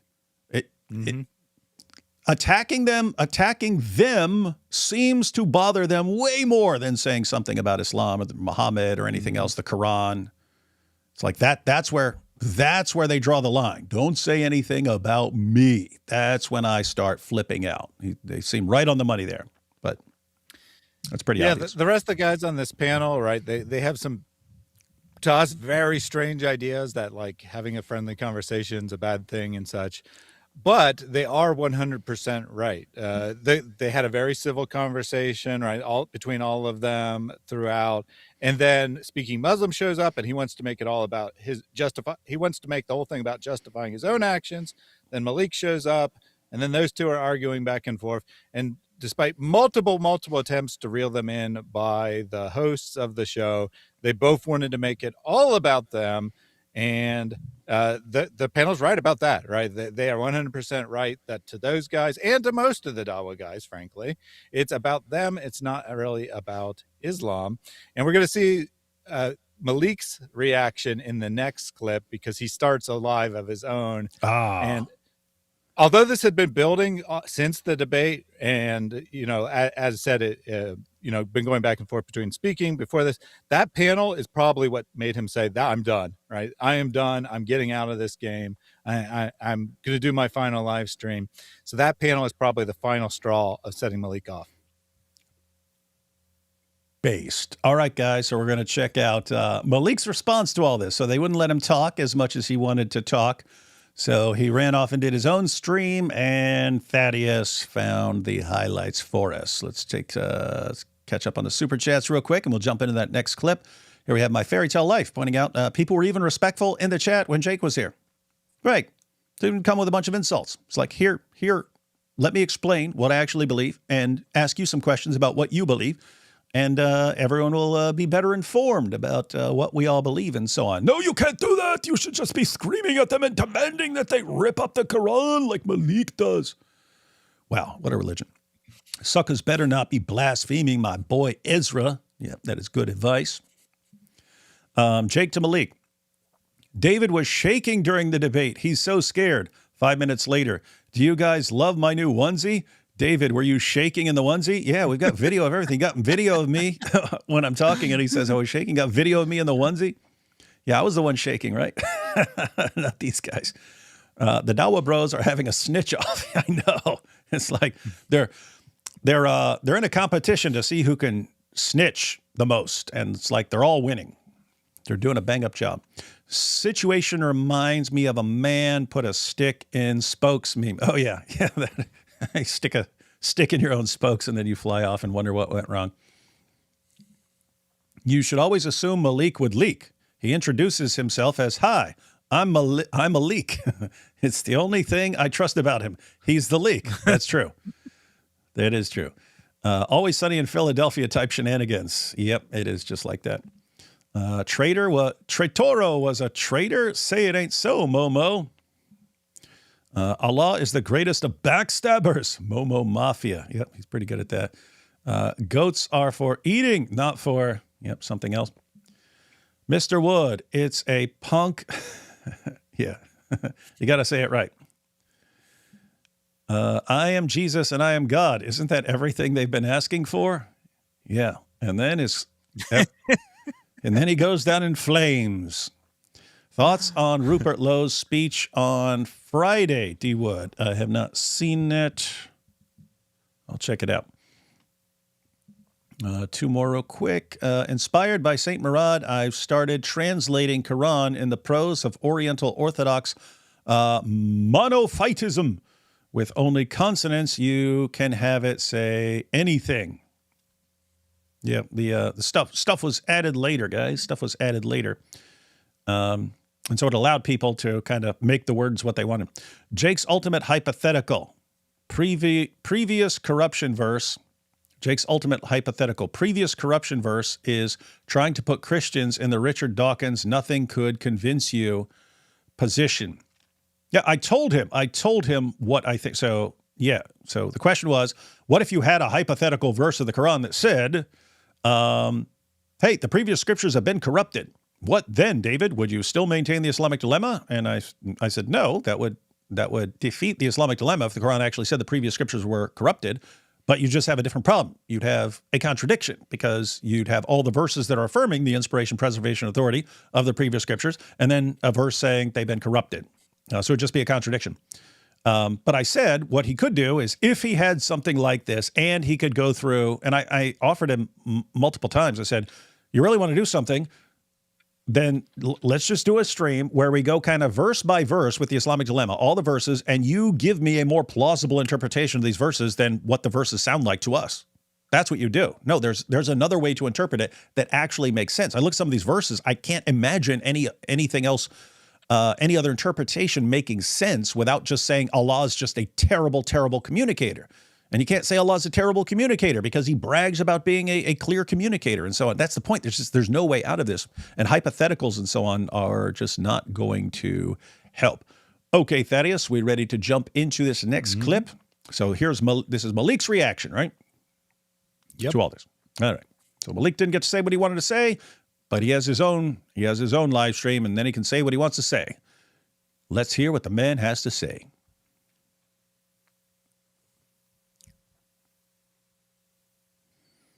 If tomorrow I don't. He put sneaking right on there, man. That's Sneaking Muslim, the lawyer. And this is the very start of the show, right? He just starts off with his picture. Dang. Malik, cold as ice.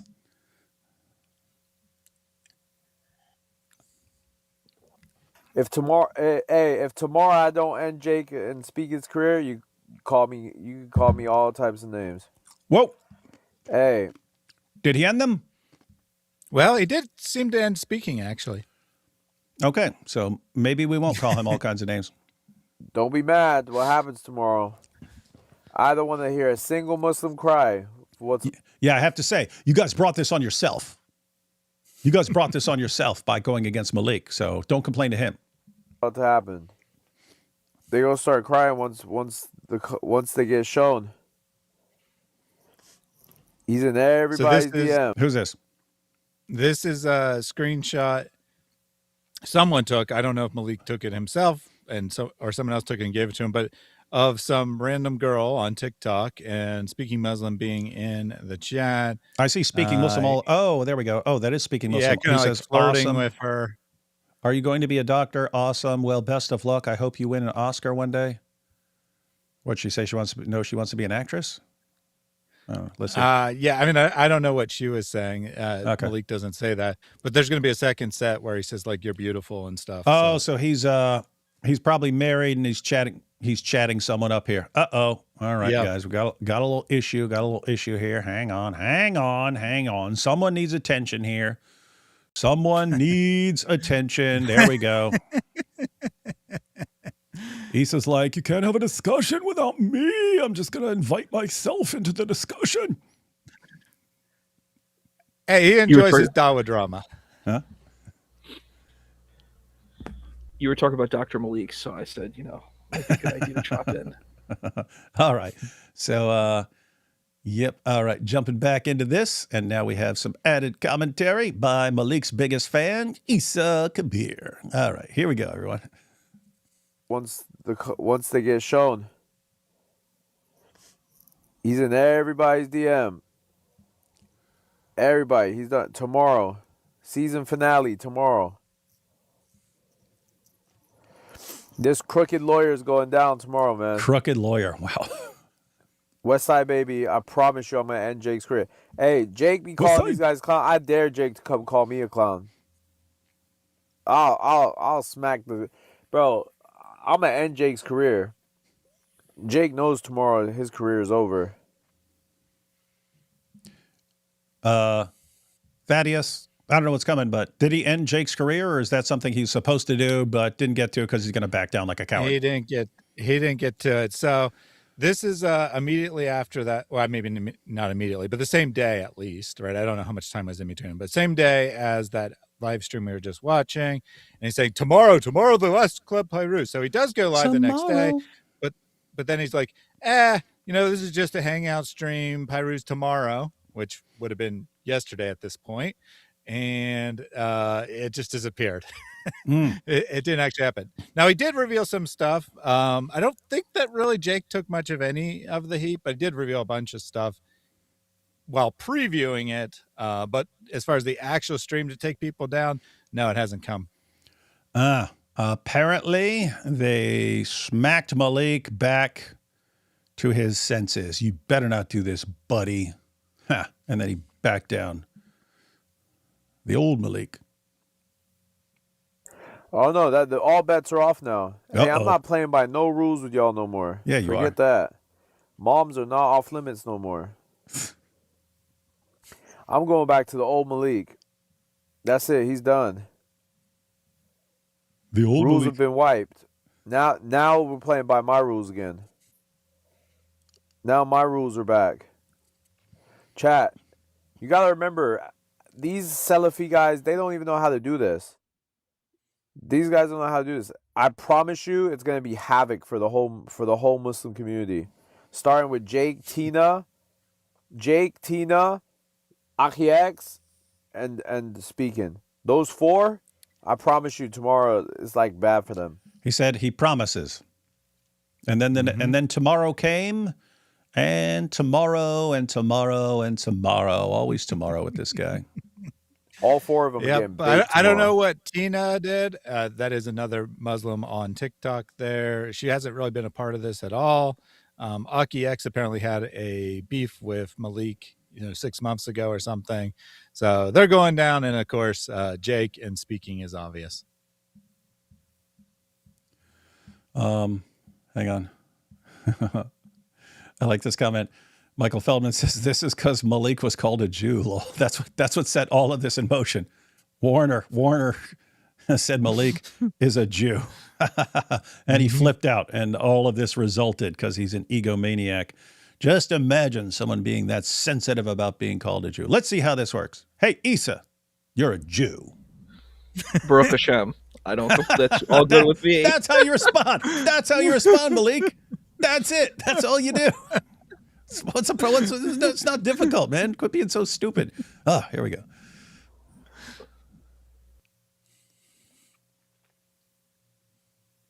I ain't gonna lie. What Jake did yesterday, like, I ain't gonna lie, bro. How am I supposed to fight Christians with this going on? I ain't gonna lie, under the feet. I might have to spare your boy David right now, bro. This is way more important. Oh no, Malik's gonna spare me. Oh no. I feel so relieved. Finally, I don't have to stay up all night and totally panicking that Malik is coming after me. And notice you're being spared because Jake did the unthinkable of going on your show. Thank you, Jake. Thank you for rescuing me from Malik. I was just trying to figure out what to do, and then Jake came to the rescue. This is way more important. Y'all Christians always get away with it, man. Yeah, we do. You guys are stupid. Always get away. Yeah. Y'all are so close to getting taken down. Yeah, so close. Now I got a freaking detour. We were this close. He was this close to destroying Christian apologetics and polemics. Instead, he just completely destroyed all Dawa. Oops. Well, good we slipped out of that one. So the old Malik is back for sure. Woohoo! It's Doxing time. Yep, that was my favorite part of any Malik stream ever. When he came in and said, it's Doxing time, and then doxed all over everybody. Those Salafis just allowed him to dox my number. I mean, granted, I changed the number in 10 minutes, but still. It's still annoying, the fact that he was allowed to do that. Now I gotta dox every now. Bro, do you realize what's gonna Now I gotta dox everybody. happen tomorrow? By the way, that's his name. You know his name is. Oh, look at that. That's Thaddeus actually censoring his name. Malik is announcing this lawyer's name so that everyone can contact him, which is why he like deleted all his stuff, which it was probably some sort of appeasement to Malik. Malik, okay, I'll delete my stuff. Now don't snitch on me and snitch on everybody. And then Malik's backing down and so on. But oh my goodness, but yeah. Mm-hmm. Belt your boy. Now, I will say we did figure out his identity independent of Malik doxing his name, but nonetheless, Malik puts out his name and we censor it there because if you had his name, you would be able to find him very easily. I'll put it that way. I did. Mm-hmm. Yeah. As soon as people started sending me his name, I was searching the name and got his own law firm and stuff. Hey Amir, what'd you go do tomorrow when I belt your boy into oblivion? What do you want me to do? I'm just saying. Hey, bro. I want you to Green cry. light. You know how Club Pyro rolls. Just give me an inch. Give me an inch. I'll give you a whole freaking. You know. What? Ramadan's Wednesday or Thursday, right? Huh? I don't care. Ramadan, I don't care. Hey Amir, I don't give a crap. Because bro, I don't care at all about Ramadan. I only care that someone's mean to me and didn't do what I wanted. That's exactly what the last guys pointed out. That's exactly what the other guys pointed out. Now, they were idiots in every other way, but they were right on the money when they were telling you guys, this is all about you for you. This is not about God. This is not about Muhammad for you. It's about you. You're a narcissist, man. Sunnah doesn't apply one way, bro. You were on a whole Salafi panel. He doxed my number. Nobody gave a crap. Like, bro, I don't treat you guys as not specifically you, but I don't treat any of those guys as Muslim. Speaking's not Muslim to me. Speaking's a kafir, and like he's a kafir. This is actually big stuff in Islam, saying someone is a kafir. Like a straight kafir. And like the whole panel, and right? The whole panel of Salafi Muslims, they're all kafirs. Why?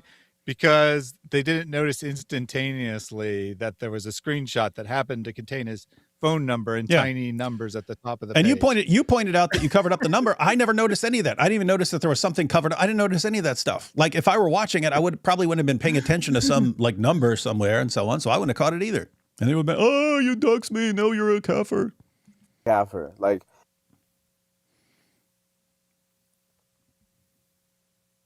bro, he knows he lied about believing Jesus is God. That's not what he told me on the phone. He literally told me he believed Jesus was God. Wallahi, he told me that he believed Jesus was God, and then he said like a week later or something he thought it was a jinn.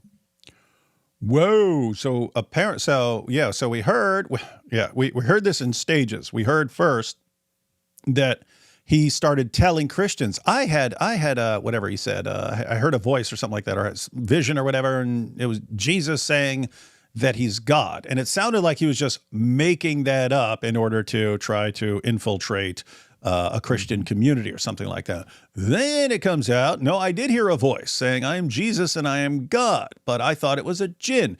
Malik points out, actually, there was some time in between when he heard it and when he concluded that it was a jinn. And before he concluded it was a jinn, he actually said, I think Jesus spoke to me. I think Jesus spoke to me and said that he's God. And then later on, he tries to figure it out, and it was a jinn. It was a jinn speaking to me. And he changed his mind. Like, and this guy acted like he was going undercover, but he was telling them the truth about his life. Like, come on, bro. How could he be going undercover, Amir, if he didn't get us any info? Hey, nobody said he was good at it. Look, so he's supposedly telling Christians this to infiltrate the community and gather intel. What intel did he get? He got nothing. What? So, well, no one said he's good at it. It's a good explanation. Makes sense. Bro, but that's just a lie. That's just a cover up. He wasn't undercover, bro. Bro, look. I'm gonna let me just say this, because you know you're gonna put me down in a minute, bro. He's sloppy. He's slippery, sloppy. He doesn't do things right. That's all there is to it, bro. But look, slippery and sloppy. But I will not make a Muhammad on the night of al-Zut joke because Issa's here. I don't want to hurt his feelings. What does it say? I have a question. Are these people like cannibalizing themselves? It sounds like they're just attacking and insulting their own community. Uh-huh. Wow. Yep. Now, what's this? Thaddeus, should I read this out real quick, or are they going to talk about it? Yeah, you can. I mean, these are the actual Who are these guys? messages that he Who are these sent guys? to Chris Kloss. Who's So it? in the white is Chris Kloss, and then the blue is Speaking Muslim, what he sent to him. Okay, so he says he told you to stop talking to someone and you said okay. He said, I agree. I won't deal with Aki X, but yeah, that's the last time. Oh, I'm sorry. I thought that this was Chris. I thought it was the conversation about the well, quit making mistakes. You know, the jinn or whatever.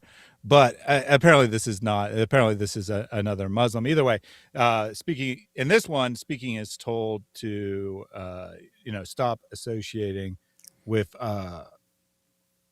So I think that this is Malik and Speaking talking back and forth. So he's saying, who's in the blue? Associate with Aki X. I'm guessing Sneaking is in the blue because he's backing down saying, I agree, I won't deal with Aki X, but yeah, that's the last time I'll be on a panel with them. Like Norma, we will see. No, I don't want to talk to X. That's the difference. X, so Aki X. X, he's a bad guy, bad for business and no good for my soul, and neither is Malik, to be fair. Nope, this sounds like someone else who sent...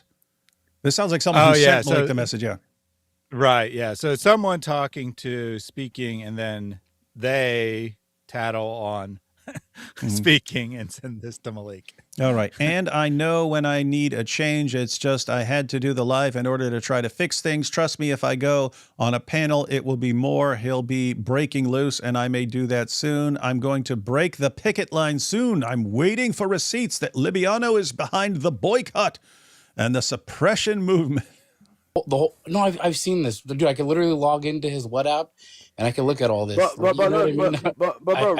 just read this message. Just read this message. Tell me if you think he's lying. I don't want to talk to X. That's the difference. Oh, people are saying that's Chris Claus here. That he's messaging Chris Claus. Okay, so that is Chris. All right. Yeah, people in chat Either are saying way, Chris Claus. It's Speaking. Yeah. Okay. All right. X is a bad guy, bad for business, and no good for my soul. And neither is Malik, to be fair. And I know when I need to. He's right. Change. It's just I had to do the live in order to try fix things. Trust me, if I go on the panel, it will be more. He'll breaking loose, and I may do it soon. I'm going to break the picket. Come on, bro. I'm waiting for the receipts that Libiano is behind the boycott. He's telling the truth, bro. He's literally out here, like I'm already cutting him off. It's that easy. I'm in tears right now, man. I can't go like this much longer. Like, bro, this guy's not lying, bro. He's literally going around, bro. Like, he literally snaked us out to Chris Claus, and he. Hang on. Let's go ahead and read that real quick. Back up a couple seconds. So Chris says, well, you need to search. You need to soul search because this life isn't about what is the best apologist. It's truth. And what do we need to have salvation? I don't deal with philosophy because I believe God is unlike his creation. And then Sneaking says, anyways, this is for you so you know I'm sincere. I have fear of any man. I think he meant doesn't have fear of any man, just fear of the Lord. And Chris says, I let others talk about it. He says, no fear. Oh, he corrected it. Well, good luck getting away from Malik.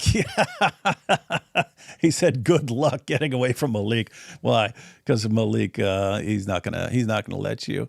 I'm already cutting him off. Yeah, he did a bang up job. It's that easy. I'm in tears right now, man. I can't go on like this much longer. So you got Malik, and he has these messages about Malik. And then when he approaches Sneaking, no, that was just me trying to get intel.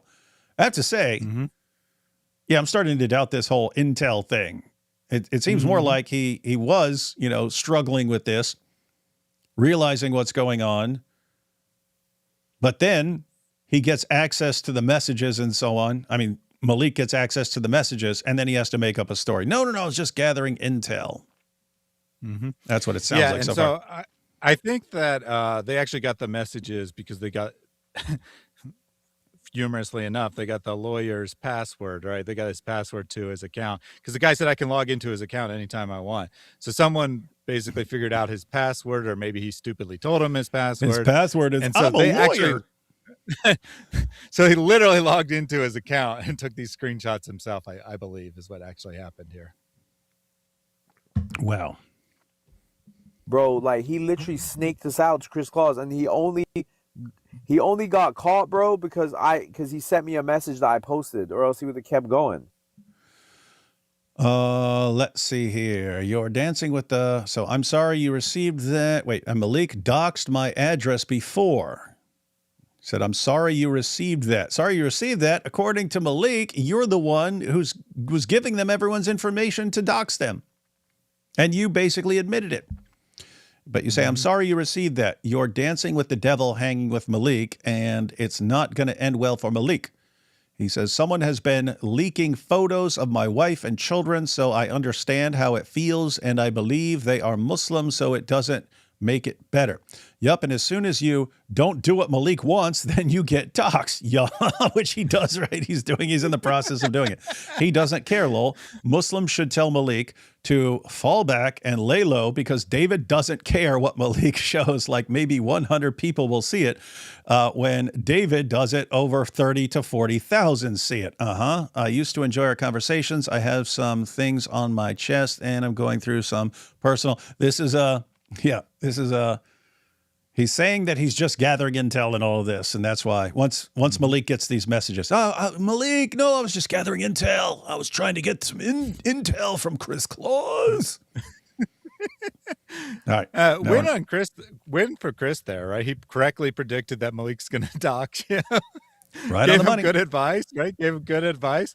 Whether Chris ever believed him or not, he gave him good advice there, and if he'd taken it, things would have worked out better for Speaking, I think. Hey, Sneaking, you should learn a lesson from that. Christians give you good advice, and your fellow Muslims give you terrible career-ending advice.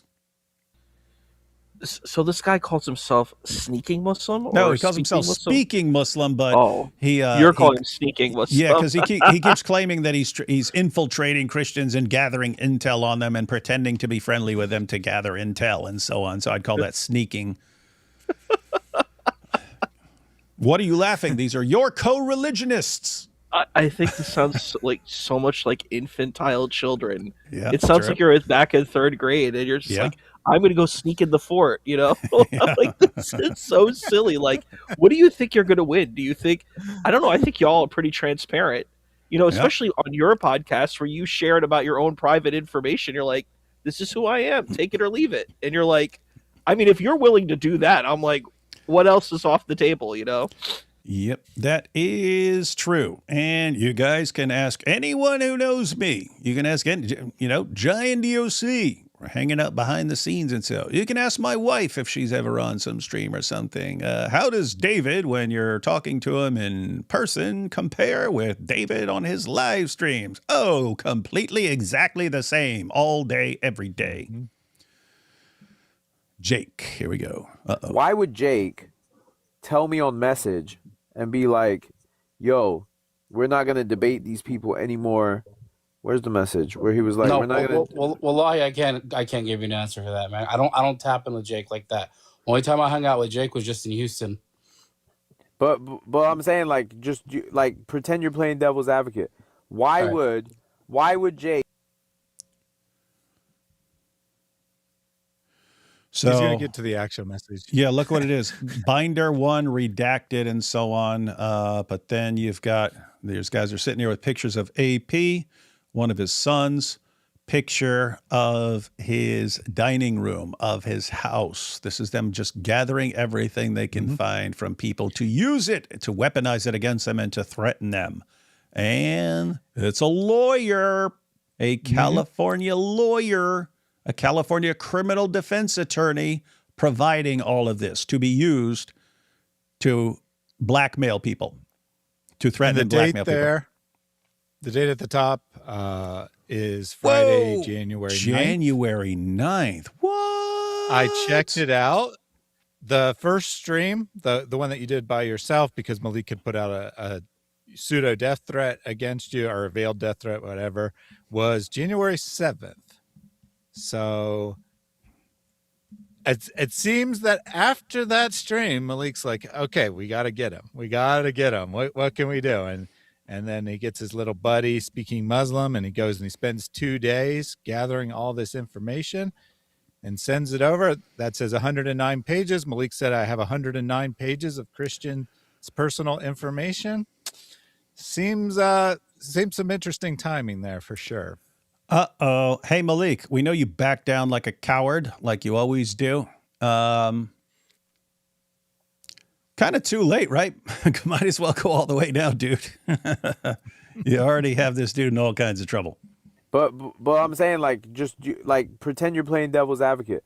Why would Jake tell me we're not gonna talk to these people anymore, and then go on their panel and talk to them, and then go on the panel and talk crap about me on David Wood's panel? Well, I mean, to be fair, you started threatening and trying to blackmail him.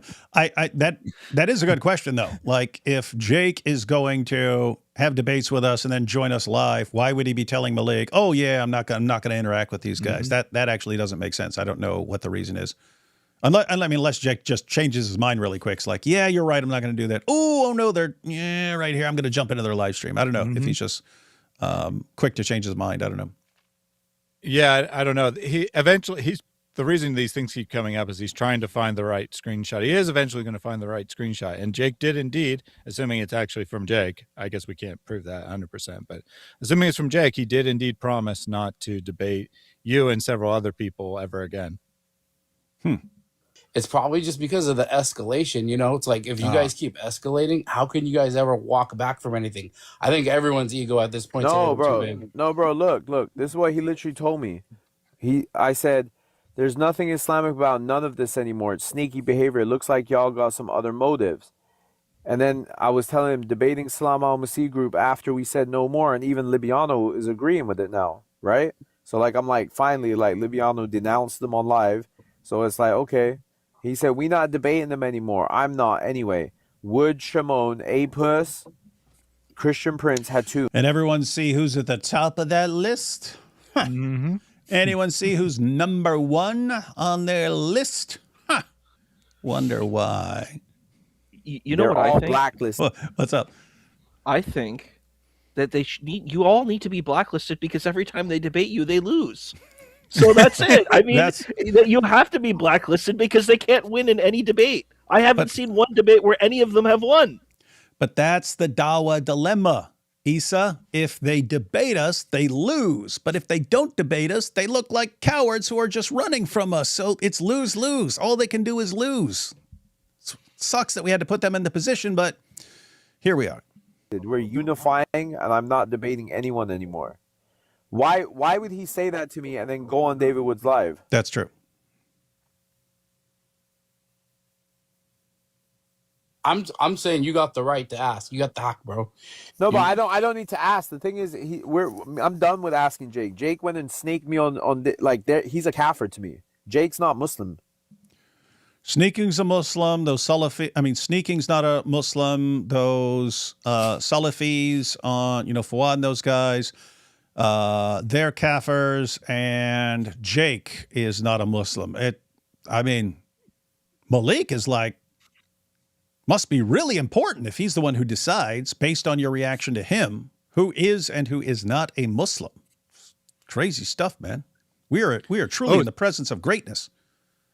A couple of people point out that there is an interesting name not on the list, which is Avery, or God Logic is not on the list, which is definitely interesting there, that he's okay to debate, apparently, which, if it's really about blasphemy, right? If it's really about, ripping Qurans or whatever else, then yeah, I guess this is a pretty good list.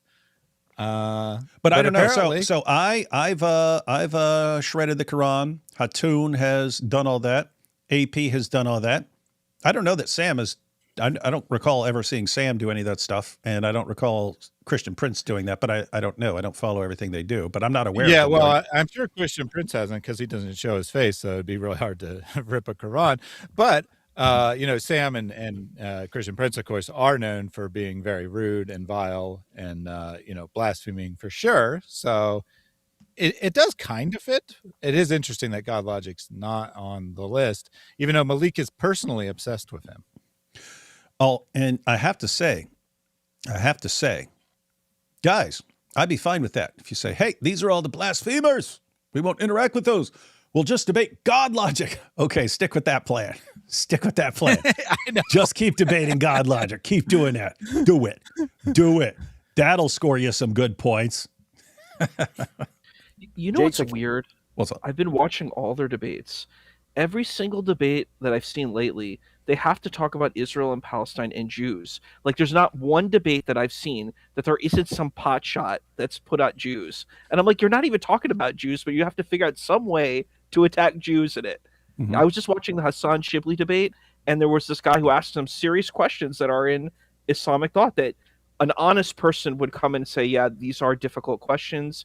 We have to kind of, engage them, with temperance. And I take what you're saying seriously. But you know what the guy Hassan Shibli said? He said, well, Sheldon Adelson spent $50 million to attack Islam, and Israel wants to destroy Islam. This is all from Sheldon Adelson. And I was like, that's insane. And they all do it. Not one of them cannot attack Jews in their debates. Like, it's insane. It is insane. But let's see where the rabbit hole goes. Kafir. He's not a Muslim. In my bro, these guys are playing on the panel trying to talk about no, bro. If you go against a Muslim for a Christian, you are a munafiq. And in the hadith, munafiq is Doesn't this guy constantly go after every Muslim on the planet? worse than a kafir. That's it. He's a munafiq. He's not a Muslim anymore. His Islam is stripped. So munafiq, guys, that's a hypocrite. He bro, cannot be Muslim under Sharia. He cannot be a Muslim anymore.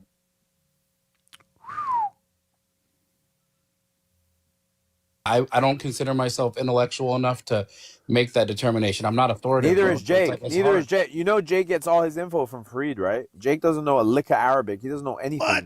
When I asked Jake one question, he didn't know how to answer it. Jake's stupid. You know that Jake's genuinely dumb. He actually doesn't know anything. He gets all his answers from Fareed. Wait, you're getting your answers from Fareed? Fareed, now we know. Everyone, Jake's getting his answers from you. Why don't you just show up for once in your whole life, Fareed, and finally debate, huh? Even when I was baking him, he tried to add Fareed to the call so he could figure it out. Jake doesn't know anything. It's kind of funny, man. Yeah, and I have no reason to doubt that. I mean, Fareed's never been brought up before. I have no reason to believe that Malik, is friends with Fareed or anything. I think that's probably actually information he knows, that Jake is getting most of his talking points from Fareed. Like, I trust Under Defeat more than Speaking Muslim. Speaking Muslim's an op, bro. All he does is hate. Like, Speaking Muslim is an undercover, bro, and so is Jake. Bro, what has Jake done for the Ummah in the last month? All Jake's done is diss Libiano, diss Uthman, diss even Daniel. Daniel, at least he says the Shahada, right? Diss Daniel, right? And then agree with his positions. And then diss Dean, diss every other Muslim, say everybody's bad, and then go and kiss Wood's ass, kiss Sam Shamoun's ass, kiss all these guys' Logic's butt. For what? I have to say, hey, in defense of Malik on that point, right? So he's saying Jake's an agent, right? He's saying Jake's an agent. Look at what he's been doing. He's been attacking all of these Dawa guys. Interestingly, I recall Malik about a month earlier attacking all the Dawa guys, saying they're all fake, that they're all doing this stuff. But interestingly, who was it who put him up to that? It was Jake.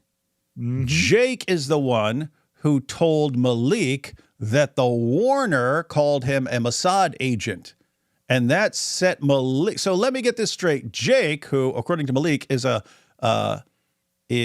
an agent trying to destroy Dawa from within by going after all these guys and calling them all out and talking trash about them, is actually the one who got Malik to snitch on all these guys. Huh. All right. All right. You got a point there, Malik. You got a point. Well, and not only that, half the names on the list of people who Jake is attacking, and Jake is actually attacking them. That wasn't incorrect, but half those people are people that Malik is also attacking. So he's like, you can't attack other Muslims and be a Muslim. And here's an example of some people you attacked. And then he lists people that he himself has attacked. So very strange stuff. I have a question. So he was called a Mossad agent. Mm-hmm. Does he not know that the Mossad agents are protecting Masjid al-Aqsa for the Muslims? Like, does he not know that? Like, that's what the IDF and all these Israeli forces are doing. They actually protect Masjid al-Aqsa for the Muslim people to go into. It blows my mind. Wouldn't you want to be a Mossad agent? They're protecting Masjid al-Aqsa. Pretty weird, wild stuff. Let's see. Oh, wait, Amir. Whoa! He's saying he's going to get him disbarred. What? Huh? Yeah, he's going to say that. So this, I believe, is a conversation. Yeah, that's between Jake and just... this is between Jake and Malik here. This one we've seen this one before. Yeah. Mm-hmm. Yep. Let me ask you this: about do you think speaking that... Muslim. Yeah. So this is Jake says they're idiots. They think we were debating seriously, and they also think I believe what I said. No, ha ha ha. I was lying to his, saying he was lying to God Logic about being against the doxing. He says, you know that. He says, lol, I know. They're stupid. Sneaking Muslim also told me that legally I shouldn't be associated with serving him the paperwork because it might hurt the case. But let's hear what Malik has to say. His bar card can be taken away for what he does. What? Be honest. I don't want to answer that on the live. I'm too late. No, I can't give an opinion on that. I'm just being honest, bro. And for what it's worth, I have to say, sneaking seems to think so. That's why he deleted all his stuff. Bro, think about it like this. Have some like respect. Think about it, bro. Bro's got kids. Even if you're gonna go that far, that's crazy. Oh yeah, Malik wouldn't put anyone, cause problems for anyone, the whole family and kids and stuff. Not Malik. Yeah, he's really concerned about that. Wait. Hey, bro. Check this out, bro. Hey, Amir. One thing you gotta know about me, bro, is I'm a real savage, bro. I'm savage. I'm a real savage, bro. I'll destroy all of Islam. I will destroy every Quran in the world over myself. Crap, bro. Put my phone number up on the screen. I dox everybody, but that's his great crime. He accidentally put my phone number on the screen. Yeah. I think he may or may not have completed it, but it was right where you paused. He said, I don't care. Look at this, bro. Look what he did to me. He put my phone number up on the screen. Now I'm going to destroy his entire life, ruin his kid's life, ruin his wife's life because he put my phone number on the screen. It's always about him, isn't it? Now we have about that wife. Bro, this guy's married, right? This guy's married. Look what this guy's doing in the girl's messages. What you doing? You have a hobby outside of TikTok? Right? His wife's on the app, Amir. You know she be scoping around. School is like work. It's not good luck in school. Like, he's like bothering this girl with 3 things on her thing. Like, bro, you're telling me this is a good guy? Are you going to be a doctor? Well, best of luck. I hope that you're beautiful. Like, and you're telling me, bro, this is somebody like you. I know you know his wife. Oh, yeah. So this is Sneaking Muslim talking to a woman, chatting her up. You are very beautiful, and I'm sure you'll succeed in anything you do. I have to go to work, but have a great night. Blah, blah, blah. I'll follow you. No, I don't move like this. This is different. And what were we saying? And I'm sorry, Malik said that this woman had like 3 people watching or something. I don't know how many she actually had watching, but you see there are no other comments. So this was like some very obscure stream that he just found. Oh, look, some girl is live. I'm going to go flirt with her. Mm-hmm. It's very, very weird behavior. I agree. Totally creepy. Definitely not. You are very beautiful. I'm sure anything you do. I have to go do work. Have a great night. I'll follow you. Smart. He was buying friends. And I've been saying that from the very beginning. Right? He's going cool. He's going cool with what's his name? Jake, where he's paying Jake $100 an hour to come on the thing. Right? He literally bought Jake's friendship. His whole friendship with Jake is bought. Right?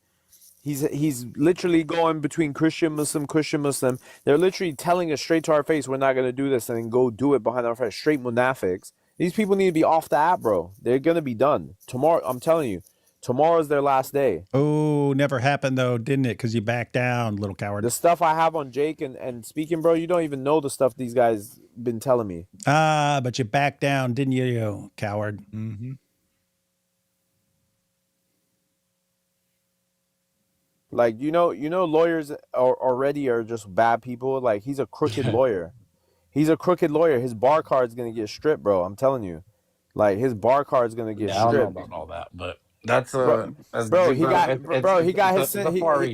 he got his family working for his law, bro. It's all, bro, a scheme. Bro, have you read his Reddit reviews, bro? Do you know how many people file paperwork against Speaking Muslim as a bad lawyer? Like, how he takes money from people and doesn't do the job? How he disappears on the phone line? I don't know. It's all over Google, bro. It's all over Google. I can confirm his law firm does have a bunch of negative reviews. Now, I don't know if that's unusual, right? Maybe that's just par for the course, that people who lose cases get upset and leave bad reviews. But his law firm definitely has a bunch of negative reviews. And Malik said that they're also committing tax fraud, that he's putting his family members on payroll so that he can say that, the business didn't make any money. We paid this out. That I think that's what he meant. I think that's what he meant. All right. Only a few seconds left on this one. We got 3 strikes. Let's see. Oh, is this going to be Malik's 3 strikes policy? You did this, then you did this, then you did this. You're out of Islam, and now I have to destroy you and your whole family and dox everybody else on the entire planet and snitch on everybody. Jake had no reason to go to Logic and do that. Strike 1. He had no reason to go on David Wood's panel. Strike 2. He had no reason to mention my name and diss me on David's panel. Strike 3. Jake, he kind of did have a reason. You started threatening him and so on. And then he responded. Done. But notice what the strike is. Yeah. It's everything against him. Everything against him. He went to God Logic and said he disagrees with me. Then he went on David's stream and said and talked about me. Everything is always about him. Exactly. All right, a few seconds left. To go on David Wood's panel. Strike 2. He had no reason to mention my name and diss me on David's panel. Strike 3. Jake's done. That white cracker, bro, I hope he dies from illness, bro, tomorrow. Like, this guy, bro, is dead to me. May Allah make my dua come true. May he die from his disease tomorrow, bro. This guy is a kafir and a half. Oh, my goodness, man. Mm-hmm. Hoping that he dies from his disease and saying, may Allah make his dua come true. These are your buddies, Issa? They're very interesting figures. I am surprised they have so much time on their hands to do this. I don't know. I'm usually busy working and learning. I don't know. It's having endless cell phone conversations, attacking yourselves. I mean, I would think that you would want to create unity instead of saying you're a kafir and you're a munafiq and you're a mushrik. And I'm like, I don't even think you see. One of my favorite movies is Princess Bride, and there's a scene where Inigo Montoya, like one of the main characters of the story, talks to like this the kind of the bad guy for the first act of the film, who's played by Wallace Shawn, and this guy keeps saying inconceivable. He keeps saying this word over and over again. And It doesn't mean what you think it means. I don't think it means what you think it means. And he keeps saying it over and over again. And I'm like, that's what I think they're using with this word kafir. Kafir means one who covers over the truth. That's literally what it means in Arabic. It comes from the trilateral root kafara, right? So in order to cover over the truth, you have to know what the truth is. So you would have to prove that a person is explicitly deceitful and explicitly a liar. That's what a kafir is. It's someone who's an explicit liar. So they know what's correct, they know what's true, and what they're trying to do is hide and cover over that truth. That's what that word means in Arabic. So it's really weird that people are just using this word, and I'm like, yeah, it's not how it is. How do you prove that Jake is a kafir? What do you do?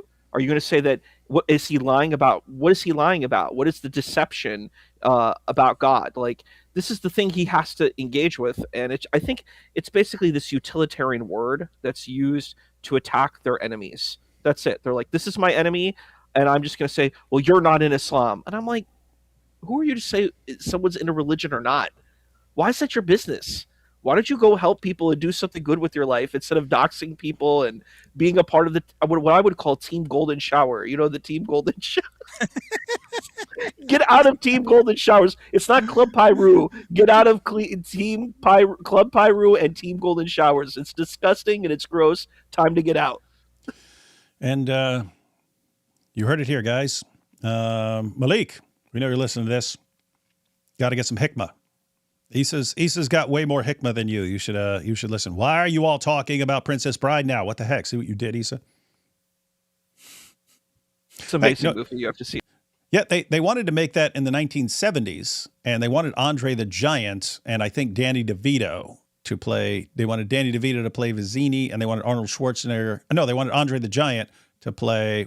What's the Giant's name? Fezzik? Was it Fezzik? Was he the one? Fezzik, yes. Yeah. Yes. Yeah, so they wanted Andre the Giant and Danny DeVito. Danny DeVito didn't do it for some reason, and then Andre the Giant didn't want to do it because he didn't want it to hurt his wrestling image. It would destroy the image, because back then you had the real believers. You had people who thought it was real back then. You didn't want to break that confidence, and so Andre didn't want to do it. So then someone suggested Arnold Schwarzenegger. And so they were going to set it for Arnold Schwarzenegger and like someone else.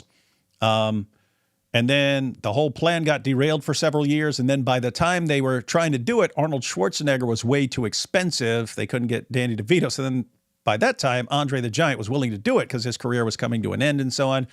And but Rob Reiner hated the dude who played Vizzini. Couldn't stand him. Thought he wanted Danny DeVito, which was so weird because that dude crushed it. That dude absolutely crushed the part.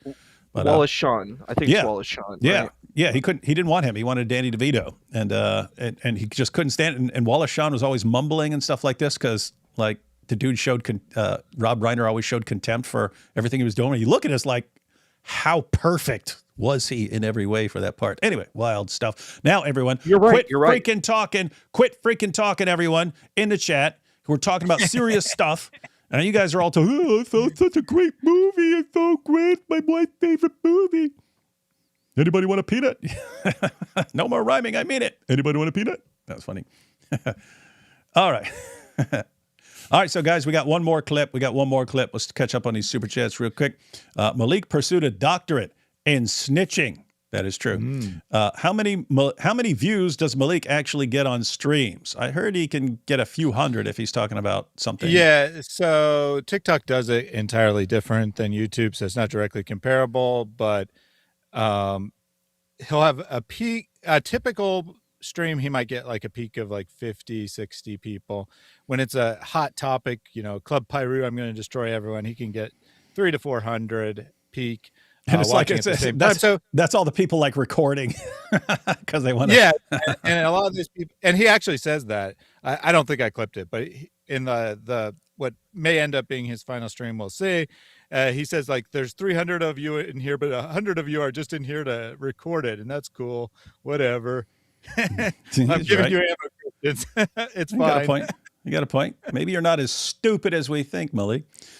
Mike Winger is attacking the abortion industry. Do you think we need to team up with the Muslims and abortion clinics to fight the winglings? No. You may be ripping the Ummah apart, but their prophet was first ripped apart by the Al-Zut. Shall we call you David Al-Zut? You call me Zut, chieftain. David, he just broke up with you. Aren't you sad? Yes, I'm going to be crying a river. I'm going to cry a river. He said, no. Now I can't focus on David any longer. I have to go after the Dawa. Malik has a lisp and is always talking to Chad. Isn't he in violation of Surah Al-Hajarat 49:12? Check that out real quick, Thaddeus. Sure thing. 49:12. See what it says. Malik is going back to having his work stolen by Drake and Eminem. Yeah, they're all stealing his stuff. Isa, does the cumulative evidence of all the problems in Islam, the bad behavior of the Dawa guys, the terrorists and so on, does it not make you have doubts about your religion? What is wrong with you? Are you insane? What has to happen? Does someone have to whack you in the head because you're not thinking straight? Praying for you. Anyway, that's the comment. Thank you. So 49:12 is the backbiting verse. Oh, you have believed, avoid much assumption. Indeed, some assumption is sin, and do not spy or backbite each other. Would one of you like to eat the flesh of his brother when dead? You would detest it. And fear Allah. Indeed, Allah is accepting of a repentance and merciful. Powerful and advice. He was actually called out for backbiting on the Salafi panel that we saw earlier. I didn't clip that part, obviously, but he's like, no, I'm not, because it's true, or something like that. But that's irrelevant in Islam, right? It's whether it's embarrassing to the other party or not is what constitutes backbiting. Yep. But doesn't seem like anyone involved in the conversation over there on TikTok cares even slightly about these kinds of verses. Sneaking Muslim puts in earplugs to become silent. My first thought of Sneaking Muslim's name was, so there's non-sneaking Muslims? Yeah, he's the one who speaks. How do they have such photos of AP, a rat in the house? No, they just, they search all of social media, and anytime, and then when they find your address, then they look up any pictures from when the house was sold so they can get the entire layout of the house and so on. But yeah, they do creepy stuff like that. So in other words, if like, suppose someone posts a picture and it's just you like in the living room with your kid or something like that and so on, you know, you don't know the back. But then if you get the address and you combine that with pictures from each room in the house and stuff, now you know exactly what's going on. And this is all to be used to threaten and blackmail and dox people. And turns out there was a lawyer doing all of that. Interesting stuff. Bro, according to these guys, who is a Muslim? That's right. For every Muslim you find, I've got millions of Muslims saying that's not a Muslim. Thanks all again. Wow, Islamic baking. What a taste. There's lots of baking.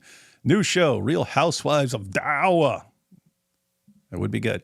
What if Malik logged into Sneaking Muslim's account and flirted? No, he wouldn't. I'm sure he would need to. Who wishes death on someone with a sickness and wishes it via God? I've seen Muslims do this multiple times. Disgraceful. Yeah, it's crazy that like he's doing it with fellow Muslims and just because they disagree with him. Mm-hmm. He is not dead. He is just mostly dead. Great line. Yeah, that's good. Is Club Pyru a kangaroo pie eating club? It might be. His parents named Malik. That's Malik, means king. They're sad. Yeah. Imagine naming your kid King and he turns out to be a total loser in every possible way. Thaddeus, since you've been watching Malik live, did you hear the part when I commented and said to him, come to Jesus, and he went crazy? So this is from George Deary. You ever catch that? I'm not sure. He does, like, people in the chat periodically will say something about Jesus, and he does usually, like, I mean, he does, in fairness, he does it with all messages, but he'll just like stop mid thought and you know, curse someone out or whatever. I don't know specifically if I heard yours or not, but I've definitely heard him do that kind of thing. And here we have, oops, get that almost caught up here. You're trying to kidnap. Now they're giving lines. You're trying to kidnap what I've rightfully stolen. Love you guys, but Issa is so sweet. Love Princess Bride. Yep. Yeah, everybody loves Issa. Why don't y'all just marry him then? Huh? Why don't you do that? All right, one more clip, guys. One more clip. And this is the third one. What's this? So he says tomorrow, right? The last clip we just said, tomorrow I'm going to go live. We're going to have the Club Pyru exposing everyone. So he does go live. He ends up just walking around and talking about what's going to be on Club Pyru. I think in this particular case, he is still planning it. He really just didn't have enough time to prep everything. He says he needed tech help because he doesn't know how to set it up on a laptop, and he wants it to, people to actually see, because we've watched his previous ones, like it's one phone looking at another phone. He wants to actually do it properly, so he said he needs some help with that. It'll be tomorrow, which was yesterday. So I think at this time he was still planning on going forward, but then after this went live, probably the Muslims got on his case so hard that he has decided to back down. Malik, so quick to back down. Can't handle the pressure, eh, Malik? Can't handle the pressure. You know who can handle the pressure? Anyone on our side. Here we go. He does like to talk about pressure. Under pressure. Ding, ding, ding, ding, ding, ding, ding, ding. You said this is the last live, so this, like, I'm doing it on my laptop, right? So I gotta wait for an old girl to show me how to do it on the laptop, because I got a lot of stuff that I want to show. Tomorrow 7 p.m. Pacific is gonna be the last live. This live we just having some fun. I'm gonna just give some real talk on this live, and then tomorrow is gonna be the finale, Club Paru finale, where we're gonna go over a lot of different stuff. I'm gonna have the laptop out. Good to know that it never happened. Little weakling. So he ends up sharing some of the stuff that he was going to do. He can't like share the screenshots and stuff, so he's just gonna have to take his word for it. But he does leak some of the information and share his thoughts on all kinds of stuff. All right. Muslims on this app are a type of Islam, type of Muslim, type of people that I would never want to be around. I've seen more honest Jews. To be fair, I can't imagine anyone wanting to be around you, Malik. But I've seen more principled Jews. I've seen more principled Christians. You see him praising Jews? Not surprising if he is, in fact, a Mossad agent. Like the end of all this, ladies and gentlemen, you could see why Jews are so much better than us. This guy's not a Mossad agent, right? Than these people on this app. That's number one. So that's his first thought. Goes live, says that, wait till tomorrow for the real show. Here's my first thought, everyone. The Muslims on this app are the worst people in the world. It's been a good 3 years for me doing this, but this is not a healthy environment for people that actually want to do what they need to do. Oh, is that what you want? Like for me, this was like a transition period. Whoa. In life. He's transitioning? And it's just like, no. I can't get down with a lot of this stuff that I'm seeing behind the scenes in front of the camera. I can't get down in it. Keep in mind, what he can't get down with is not like, the Warner and Illuminati and banging hoes and all that. Yeah, he can get down with all that. All right. What he can't get down with is people being critical with him and or not listening to him. Like some of them aren't even critical. They just don't listen to his plan because they don't think it's a good plan. Yeah. He can't handle that. Yeah, shame on them. The only slip up in the whole circle was Speaking Muslim and Jake. And that's my fault for trusting Muslims, Should have known better. I mean, every Muslim, even that little South Sudani that hasn't been fed, that ex-Muslim, every Muslim knows, every Arab knows in their culture. Muslims, you can't trust Muslims. Hey, I just want to say to any YouTube censors who are watching this right now and saying, oh, did people just say something horrible about Muslims? We're reacting to this and watching. This is not us saying this. This is someone we're reacting to, and we find what he is saying evil, racist, and Islamophobic. Just wanted to put that in there so you guys know. You know that, that could be clipped. You could have like an intro to like a show, and then you just clip what he just said there. Oh, yeah. I mean, oh yeah. I don't know what to say. I'm definitely going to clip that and put it on X and say this is what Malik thinks about Muslims. And it's not deceptive. That is actually his point, right? He talked to Christians, he talked to Muslims, And he made one mistake, and that was trusting Muslims. Everyone knows you're not supposed to trust Muslims. Like, he actually means what he's saying. Wild stuff. Just can't. In business and this and that, just can't trust them. It's all fake, bro. Like, I don't care what you guys like, how you guys want to justify it online. Like, I've been around the world 3 times, and I know like fake when I see it. And it's just so much behind the scenes. And even the way I, like, bro, if y'all think the stuff I say is crazy, like, the behind the scenes stuff is even like worse, you know? Yeah, you've told us some of the I've behind been the saving scenes. a lot of receipts. A lot of receipts. A lot of Christians on this app been ratting. Like, it's funny because you'll look at someone like speaking and be like, that's a rat. Oh, what's his name? Giant Doc said, oh, we don't have people like that on our side. Okay. But once I show you the people like that on your side, will you do a live about it? Or will you? What? Who's on our side? You mean some TikTok people we've never heard of? Malik, you are the rat king, dude. You are the rat king. We've never seen anyone snitch as much as you. You are the rat king, and you're complaining about rats. Oh my goodness! And basically saying, "Well, I'm going to expose other rats." It's like a little kid, but other people were doing it too. Cover it up and just play little clips. That's all they do. So you got one side of Muslims being fake, and then you got the Christians just putting certain clips and videos. Huh. Right? Because they just want to show their people what they want them to see. Islam is bad.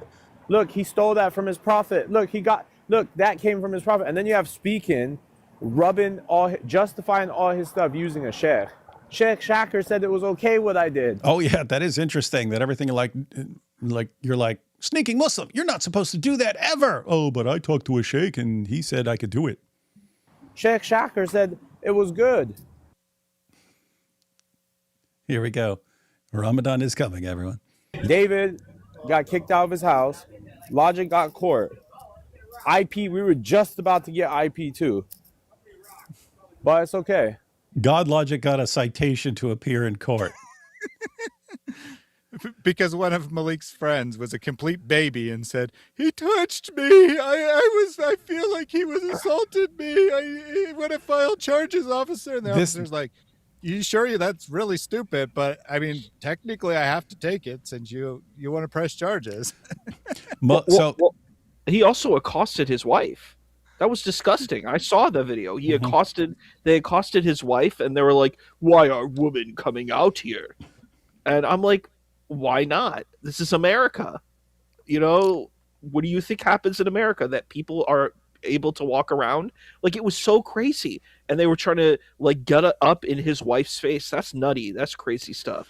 It's pretty terrible, awful, sick, evil stuff. But it sounds, Thaddeus, it sounds like what he's saying here is all this stuff, me destroying all of Dawa, causing the biggest campaign of Quran desecration the world has ever seen, and then like destroying a man's entire career who was my friend, and then me just thinking I can dip out of this. It's all worth it because God Logic has to appear in court for 5 seconds. Not quite. What he's saying is we were making good progress, right? And these guys screwed up the progress. Dude, you're not making any progress. He thinks inconveniencing a Christian makes all this stuff worth it, and he's just a moron. Yeah. So that's what he's trying to say. We're making progress, but they've derailed it. It's not going to work now. You know, he's kind of like feeling sorry for himself, basically. Ramadan's coming. We got to stand down for the sake of Allah. Nah, it's going to be the best Ramadan ever, buddy. Stand down for the sake of Allah. Dude, this is a bad month to be standing down, dude. Just let me tell you. This is going to be a bad month to be standing down. Trust me, you will see. David's going to think 3 times now before ripping up another Quran. You are lucky Issa's here, too. Are you kidding? Where's this guy been? Where's this guy been? Oh, my goodness. I think 3 times now. So yeah, I was anticipating you grabbing a Quran and ripping it up. Then Issa had to come in and ruin Issa's that. Here. So sorry about that. Issa, yeah, Issa, David, that's why got Issa, sick 3 times. That's why Issa keeps showing up. He's like, uh-oh, this looks like a situation where Dave's going to be ripping up a Quran. Hey, let me join the stream. Loss. But unfortunately, chat, when it comes to like Jake and speaking, we have to detour. We have to detour, chat. And that's my fault for trusting speaking. All I want is for the world to revolve around me. All Malik wants is a unified front of Muslims not obeying talking him to these blasphemers. And we're struggling just to get that. You're not going to get that. Uthman said, I'm not going to do it anymore. Mohammed Hijab came on the phone and said, I'm not going to talk to these guys anymore. Well, yeah, that's not because they're boycotting us, because they're total cowards. Libiano went on his live, said, I'm not going to talk to these guys anymore. Yeah, good luck with that. Itachi, Central, Cora, the medium tier of people, I'm not going to do it anymore. All you other guys, we're not going to do it anymore. But who's in love with the Kafirs? Jake, speaking. Well, I have a question. Did he mention someone's name was Itachi? Something like that. Yeah, Itachi is from like Naruto. That's like from anime. Why are these great Salafis watching anime? Like, I'm not understanding that. Like, isn't that haram? Isn't that shaitan? Why are you looking at anime? I'm about to say they're watching it because they're total dorks, but I feel like that would be an insult towards you because you instantly knew who that was, which means you know the characters, and so I'm just going to let that slide and say it's a great mystery why they would be doing this.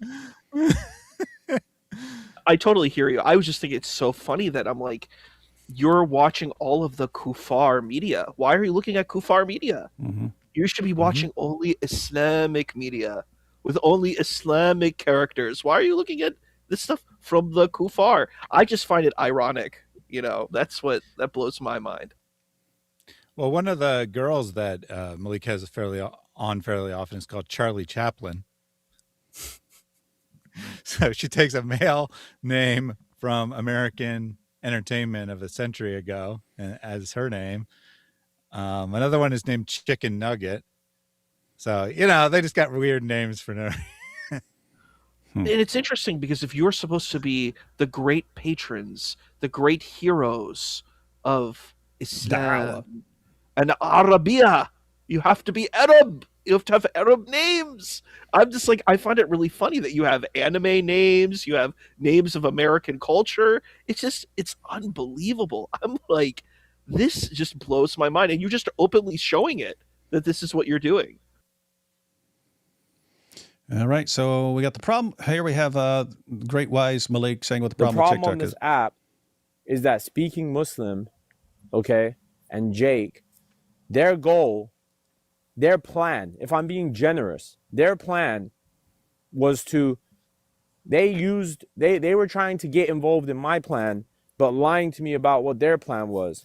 My plan was to eradicate the Christian blasphemers from anything to do with our Muslims. My plan. Right? They went with their plan and not with my plan, but they pretended they were going to go along with my plan, but then they didn't go along with my plan, and now I'll destroy all of Islam to get back at them, and then their feelings will be hurt, and they'll know I'm important. And this is the problem Get with rid of TikTok. David. Yeah, this is the problem with TikTok. Get rid of Logic. Get rid of all these people. Build a truce based on the fact that we are not going to talk to these people anymore. Right? That was my plan. Their plan was get rid of them for Libiano, get rid of them for Uthman, get rid of them for everyone else, right? But leave them to Jake only. Leave them to Jake only, and we'll be the leaders, and we'll be cool with them. We'll tell them, we'll use Malik as like our friendship gateway. Like, hey Chris, I don't rock with Malik. Like, do you notice that all of their brokerage deals are based on rocking with me or not?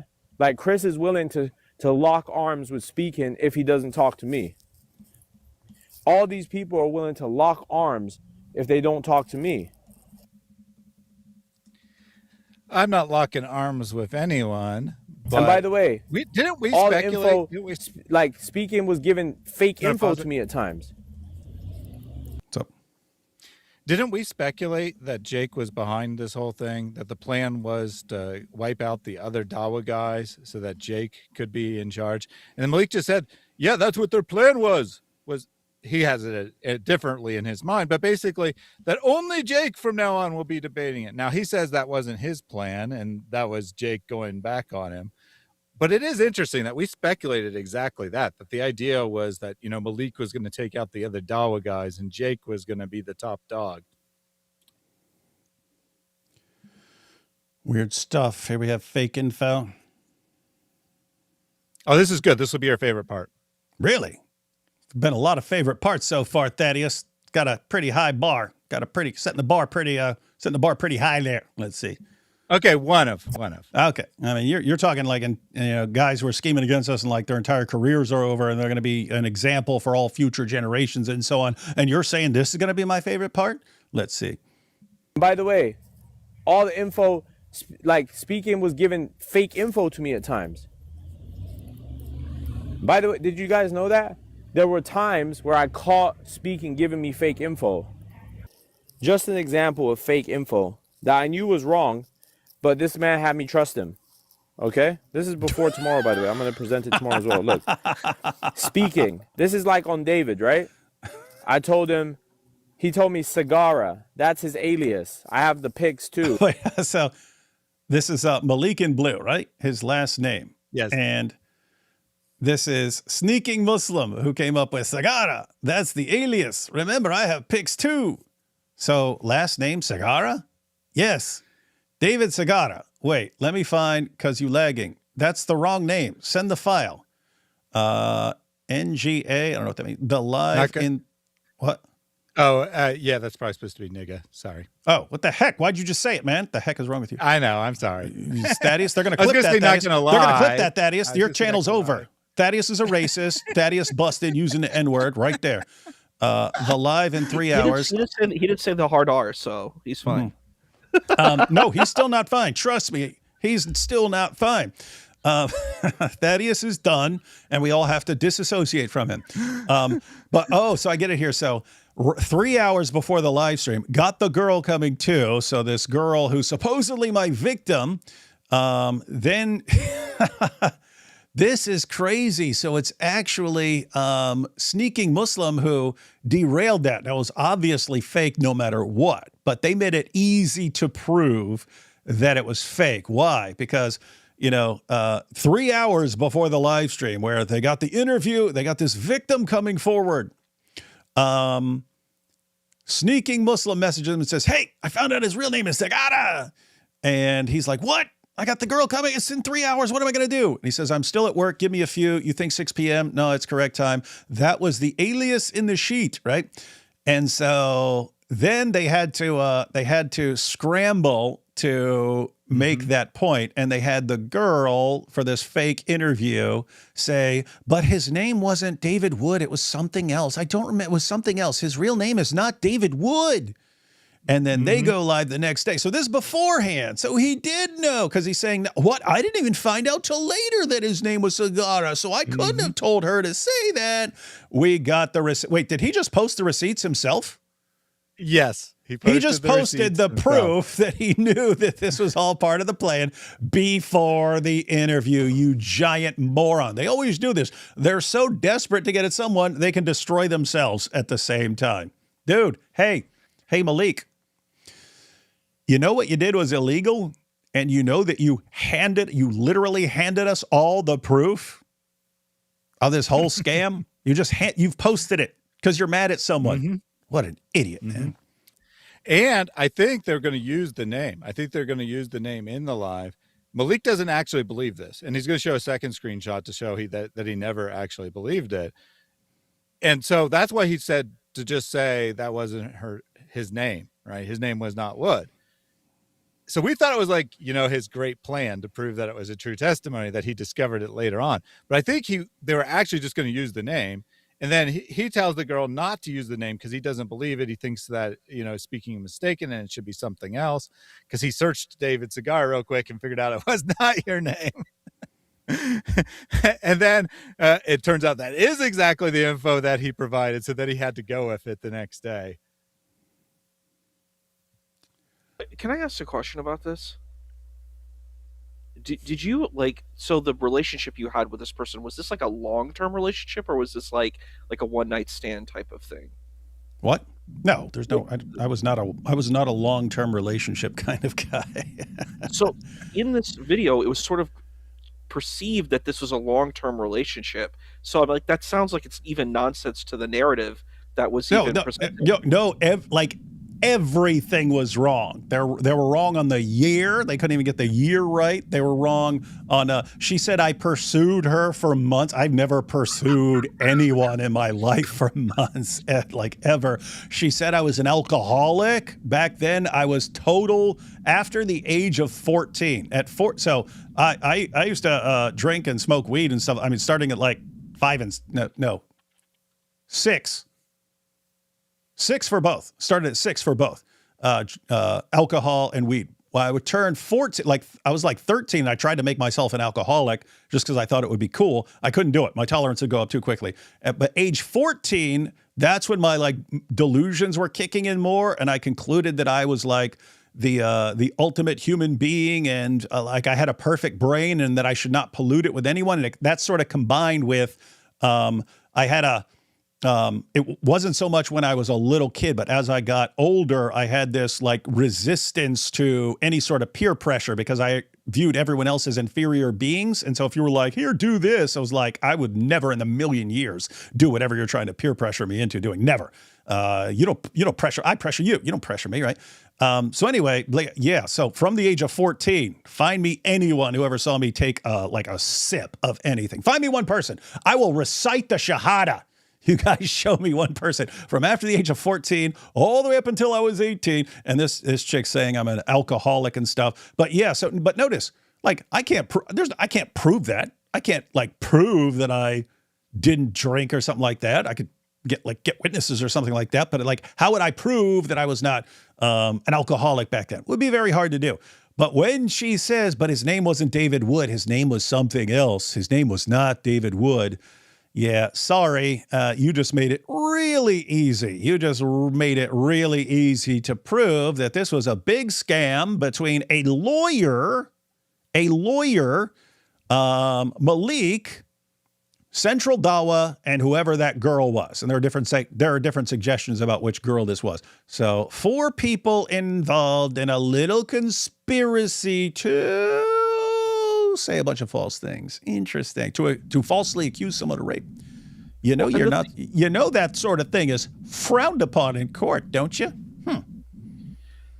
Well, the thing that you did is not really a shocking thing. It's a very normal thing that happens all Quit the time. defending it, man. Yeah, we get that. But yeah, the point is, all the Muslims do this stuff too. They do the same thing, and they're like getting mad that you did this. I'm like, yeah, a lot of people are older, and then they have relationships with people who are a bit younger. Like that's a very normal thing. And I agree. I'm not saying it's right, but it's bizarre that people are making this huge deal about it. I'm like, this is like very commonplace. Mm-hmm. Yeah, you don't need to be defending any of that stuff, man. The point is, what I did, here's what I did. I told people exactly what I did. If you want to condemn me based on what I did, I don't care. That's fine. If you want to lie and then say I did all this stuff, okay, then we got a little problem. Anyway. Yep, we got a lawyer conspiring to produce false testimony. Libelous false testimony, right? It's libel per se. Because accusing someone of rape is libel per se. You don't have to prove damages. It's inherently damaging statement. So you have a lawyer conspiring to slander someone. Wait, the same lawyer who was compiling a huge file to be used to dox people? Mm-hmm. And then the idiot admitted it? Mm-hmm. You don't say. Got a long career as a wonderful criminal defense attorney ahead of him, I suppose. But we'll see. And you know what's crazy is that they get so upset about this incident, but I don't see them on their crusade to go fight all of these cases. They don't care about it. Their goal is just to attack you. And I think that this is where we see the munafiq space, the hypocrisy, where it's like, oh, this is such a horrible thing, but I don't actually really care about it in reality. I only care about it if I can use it as a weapon to attack this person instead of actually attacking the arguments in debate. Like, that's the point. If you really want to defeat you, then they need to make good Islamic arguments against Christianity, but they're not. They're wasting their time attacking you. Sounds ridiculous. Yeah, no, that's the mistake they make. It's like, okay, whatever I say, you can refute it, but their inclination is to, one, their natural inclination is not to answer the argument, but to discredit the person. So that's one thing. And then in addition to that, they try to control the person. So they keep trying to do that and it just doesn't work. So guys, you want to respond to something, but everything else you try doesn't work. But guess what? Responding is not going to work either. So I think you guys are just screwed, but let's see. I said, so last name Cigar? He said, yes. I said, David Cigar, let me find it. I said, that's the wrong name. I'm still at work. Give me a few. No, that's the correct name. It was on his sheet. Right? He sends me this. Wait, I'm in Milwaukee, Wisconsin? Dang. Yeah, I did go ahead and black out the address because this is a real person. That's a real person. So he's actually doxing some real person here. Yes. So if some real David Segara who lives in Milwaukee is you. Wait a minute. So he's doxing me in Virginia and then thinking that I'm actually in Wisconsin. Just tell me, when would I have lived in Wisconsin? Like, when would this have happened? I grew up in a West Virginia trailer park. Lived in Massachusetts for a while before that, but mainly West Virginia trailer park. I've lived in Virginia, West Virginia, Massachusetts, Florida. Spent years in prison. Lived in the Bronx for like 13 years. And somehow I'm actually David Segara from Milwaukee, Wisconsin. And this guy fell for it. Let's see what he says. Random dude. And I said, wrong guy. Wrong guy. Wrong guy. Report incoming. Send me a message on WhatsApp. Did. I kept telling them that's the wrong dude. Do you hear what an idiot this is? He's saying he knew it was the wrong dude, but then he said it anyway. I know. So he said it anyway. Are you stupid, man? Oh, boy. You know You what's see, crazy like, to me? What? Oh, the thing that's really crazy to me is what I think. I'm not a master of understanding this narrative, but when you share the narrative, you're like, look, this is the person I was before I became a Christian, before I followed Christ, before I took Christ in my heart. This other person existed who was doing all of these crazy dark things. And then when I, took Christ into my heart and went on this path, there was a complete transformation. I think it's a very powerful testimony. It's interesting, when I worked at soup kitchens, I've heard similar testimonies where people are like, I used to be a drug dealer. I used to be on the streets. I used to do a lot of terrible things. And then when I started to follow Christ, I started to change and transform and become a different person. I'm not the person that I was before. That's what I heard. I'm like, it's a very powerful testimonial. It's not really an indictment against you, because that being that was there wasn't even who you really were, like who you really are. That was another being. And then when you, went on this spiritual journey, you became something different. And I think that is really powerful and profound. And I think that's lost on these Dawagendas. That's what you think. But nope, I was there. It was me. All right, here we go. See, like how you can't lock arms with certain people. He was feeding me. This guy was feeding me fake info the whole time. So you acknowledge that the information you shared about me was fake, and then you built your fake interview around that fake information. Are you stupid for admitting all of this? He was bro, this guy was feeding me true info and then fake info. He had everyone's real info. When I got the files, there was over 100 Christians on the files. Like 100 of y'all Christians were on those files. I saw all of you guys' stuff. Every single one of y'all.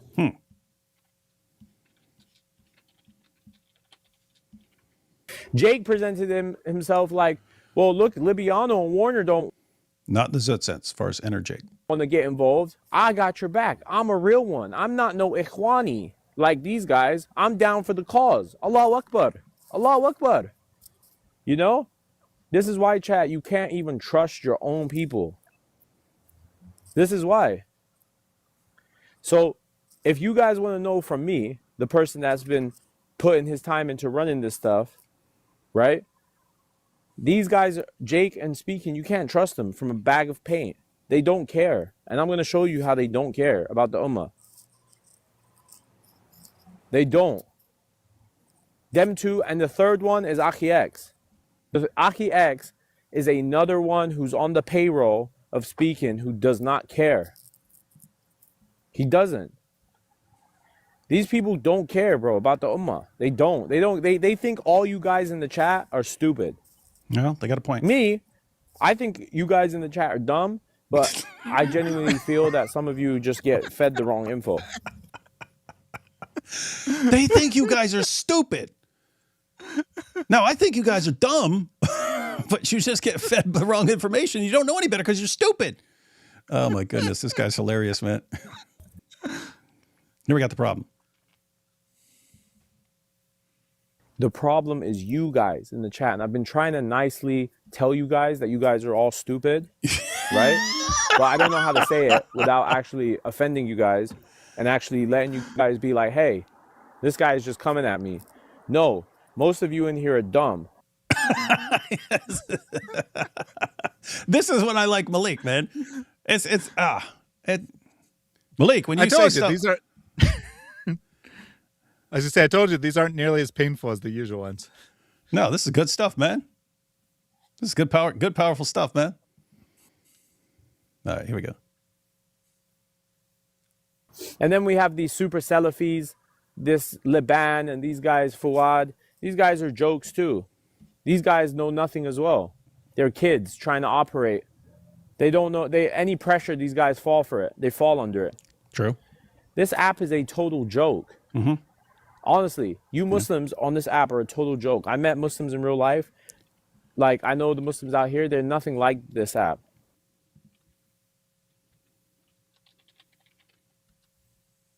And these Christians are sitting here having the time of their life, and that good on them. Yes, we are. Good on them. On the internet, you guys win. Thank you. Thank you for that. We win. I was talking to Muhammad Hijab, and, you know, there's a lot of reasons why a lot of these guys don't come. Like, I'm asking these guys, like, yo, why are you not coming down to, like, this level, putting people on? Bro, they don't want to because they know what it is. They know the drama, the games, the everything. So that wasn't clear, but basically he's saying Muhammad Hijab refuses to work with anyone who is not a big-time channel. And the reason why is because everyone's just out for themselves. It's all drama.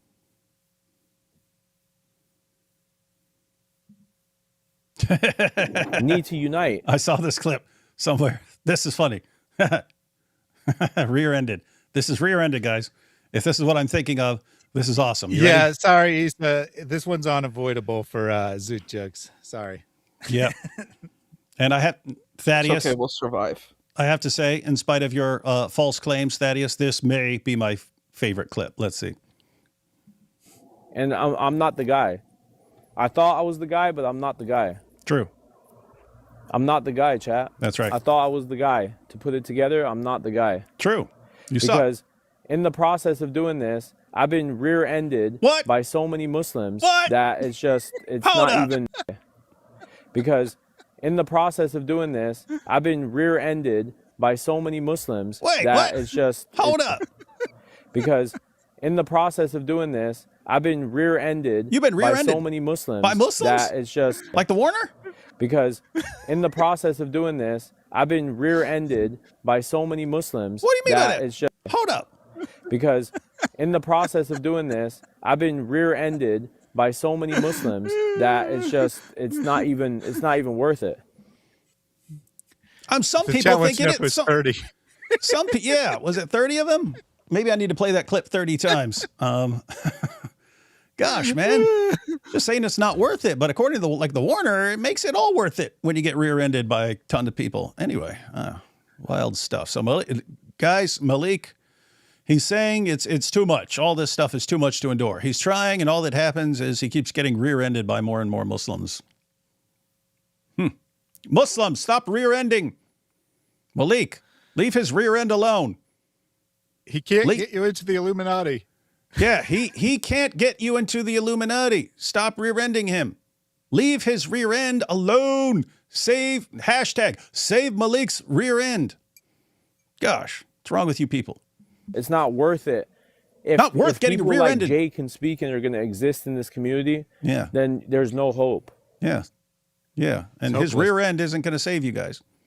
There's nothing his rear end can do when you've got Jake and Sneaking Muslim on the platform. Yeah, good to know. The Dawa motto. But these guys, their motto is, if I can get away with it, I will. If I can get away with doing something slick, I will. That's true. Jake, if I can get away with it, I will. Speaking, if I can get away with it, I will. Aki X, if I can get away with it, I will. This is their mentality. If I can get away with it, I will. Mm-hmm. That's true. That's why it's not for me anymore, chat. I can't deal with a degenerate community like this.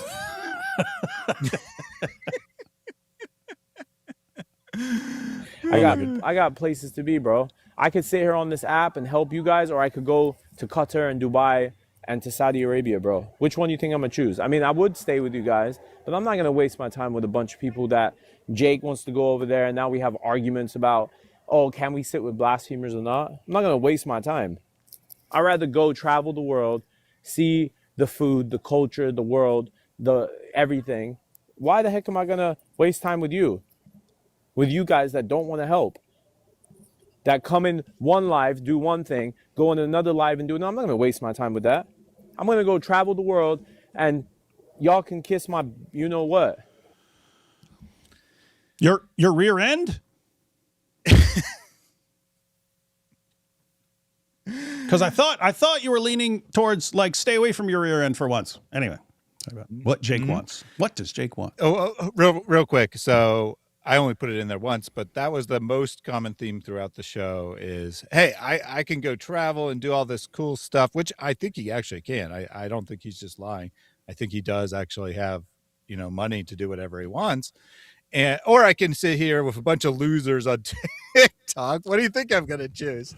I'm going to travel the world using my trust fund. I'm a trust fund baby. I can just spend the rest of my life traveling, go live on an island. You can't stop me. It's better than sitting here because you all are stupid. Wild stuff. Here we go. Let me explain something about Jake real quick. Hey. If this guy's Club Pyru and they're Bloods, what's he doing dressing like a Crip, man? Are you cripping out there, man? Make up your mind. Not supposed to be dressing up in blue, man. Jake had an opportunity to do his debate review with Itachi, Central, Cora, and TMA on his YouTube. How many views do you guys think that would have got? Yes, in the chat. 3. If they did a debate review on Logic, Jake, TMA, Itachi, Cora, how many views would that have got? 3 to 5. Right? Whatever. Let's say like 500 to 1,000, right? 3 to 5. 500 to 1,000. They would have went live. Maybe 7. And they would have spoke about the debate review. They would have had a debate review party. It would have been fun. It would have been, serious, fun at the same time. They could have explained their view. Absolutely had boring. a chit chat and whatever. Yep. I set all that up for Jake to do. I set the whole situation up for Jake. Jake didn't want to do that. He didn't want to collaborate with Muslims from within. He wanted to go chase kafirs some more. Uh-huh. He wanted to go chase kafirs more. Well, we're more important to him. Can you blame him? He didn't want to come and collaborate with Muslims and get 1,000 views and do something beneficial. And he could have. Well, you said they're all evil and stupid. So talked about the same thing, built a crew. He's the oldest of them. He would have been good to nurture his own people. But what did he want to do instead? He wanted to chase Chris around. He wanted to chase David around. Smart. Because he's not here for the Ummah. He's here for himself. Unlike you. It's true. So now he's going to relive the highlight of his career. Highlight of his career. Panel and did that debate. All the Muslims ended up muted. I made Logic thousands of dollars, and they were blaspheming like crazy, and we got kicked out. And when we got outside, I was found there by Muslims who wanted to take other Muslims down, because that's the motto here. You go to a Christian live, you make the money, you get blasphemed, you leave, and then waiting for you outside the club are a bunch of Muslims with baseball bats ready to dump on you. You're making Dawa sound awfully appealing there, buddy. I'm like, wow. Yeah, well, that was certainly his experience, right? Because he was called Dr. Shirk after trying to debate God logic by all the Muslims.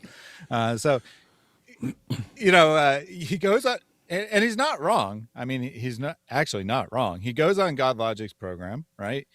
People are watching God Logic mostly for those kinds of interactions with, random Muslims or whatever, gets humiliated, makes Logic a bunch of money from super chats, and then he leaves and all the Muslims are hated on him. So he's like, why would anyone want to do this? He's got a point. It does suck. Better for all you young Muslims out there thinking of pursuing a career in Dawa, listen to what the man just said. Bad idea. You guys are dysfunctional.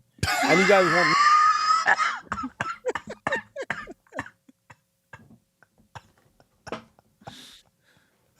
Malik calling people dysfunctional. I mean, he's right, but oh my goodness. me to waste my time trying to help you guys go into war with these people. I don't mind going to war. Yeah. Logic and David, they're easy pie to me. Look, they got followers. They're more difficult in terms of like public appeal will take a while, but Christians were already turning on David. When? Christians were turning on David. You're going to see tomorrow. Christians were turning on David. Where? Even GL, Life, the literal media team for Logic. He just said God, Logic, and Life? Guys, this video ends. I've set up a redirect to the video I recorded earlier today with Life. And tomorrow, I'm on with God Logic on his live stream. They're turning against him. Keep in mind, I didn't even know that was coming. But this live stream is already set up to redirect to the premiere of my discussion with Life, where we discussed Quran desecration. Interesting. He wanted to have a big discussion about it. So that's this live stream. When we were out, it redirects to Life's video. Literally tomorrow, I'm on with God Logic on his channel, and he's sitting here. Christians are sitting there. Christians are turning against him. I'm like, who? Like what? Who? Like Naomi? I'd never heard of her before. Naomi? Who? Who else is there?